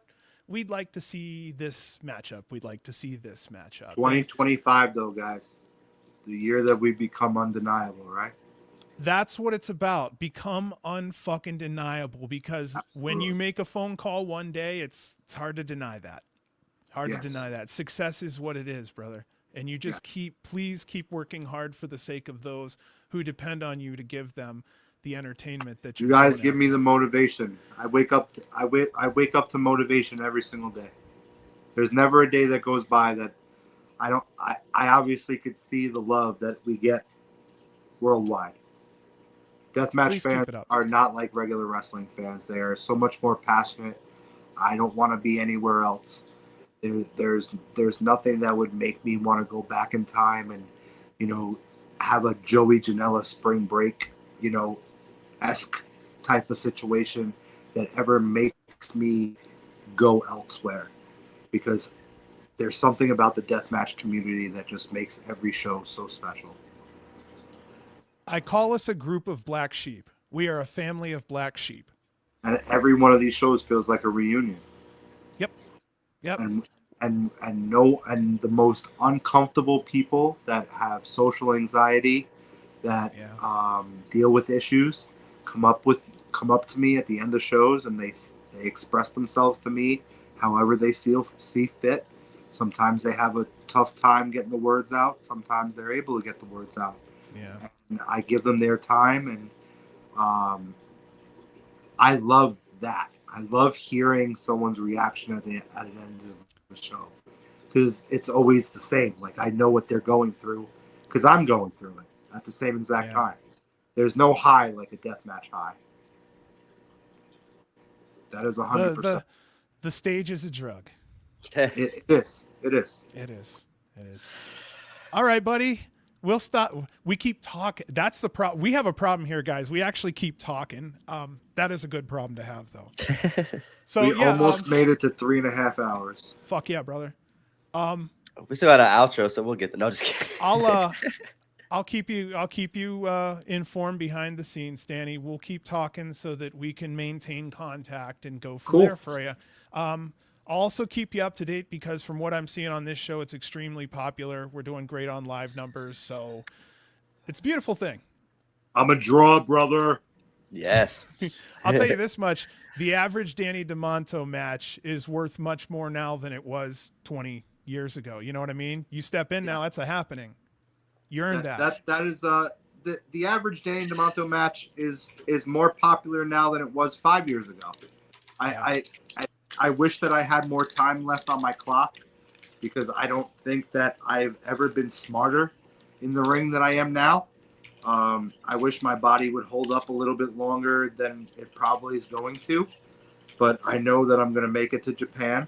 I know that I'm going to go to Japan and get a Ribera jacket, and I'm going to earn it the old-fashioned way because it took me 25 years to get it.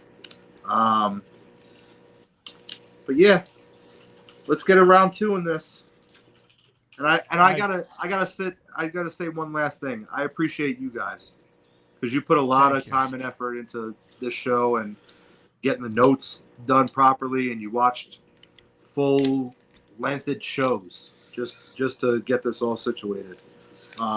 There's a reason why you guys put up the numbers that you do on your podcast compared to some other podcasts out there, and it's obvious that it's the work that you put in afterwards. I mean, in between that people don't know about, and I could understand that because I put in the same type of work, and the hours that people don't see are the most important hours. Yeah. People Like see. right people now, see. I'm about to roll 2 more blunts. I'm about to make some eggs real quick, and I'm about to pack about 25 merchandise dropped off tomorrow. Fuck, The wheels nine ahead of him. That's working money, baby. hard, man. That's fucking money coming in right there. Good for you. All right, let's do it, brother. Danny, thank you again so much. Stick with us. Can't wait to do it again. Yeah, stick with us here. We're gonna do a quick little outro, and we'll be out of here. Everyone, thank you for stopping in. Thank you for all the questions. There were some questions we didn't get to. I apologize, but part two, we will have more questions for Danny. And yes, thank you again so much, Danny. And here we go. Long live. I'm sick. G C Oh, we did okay that time. W. Love y'all. Good night.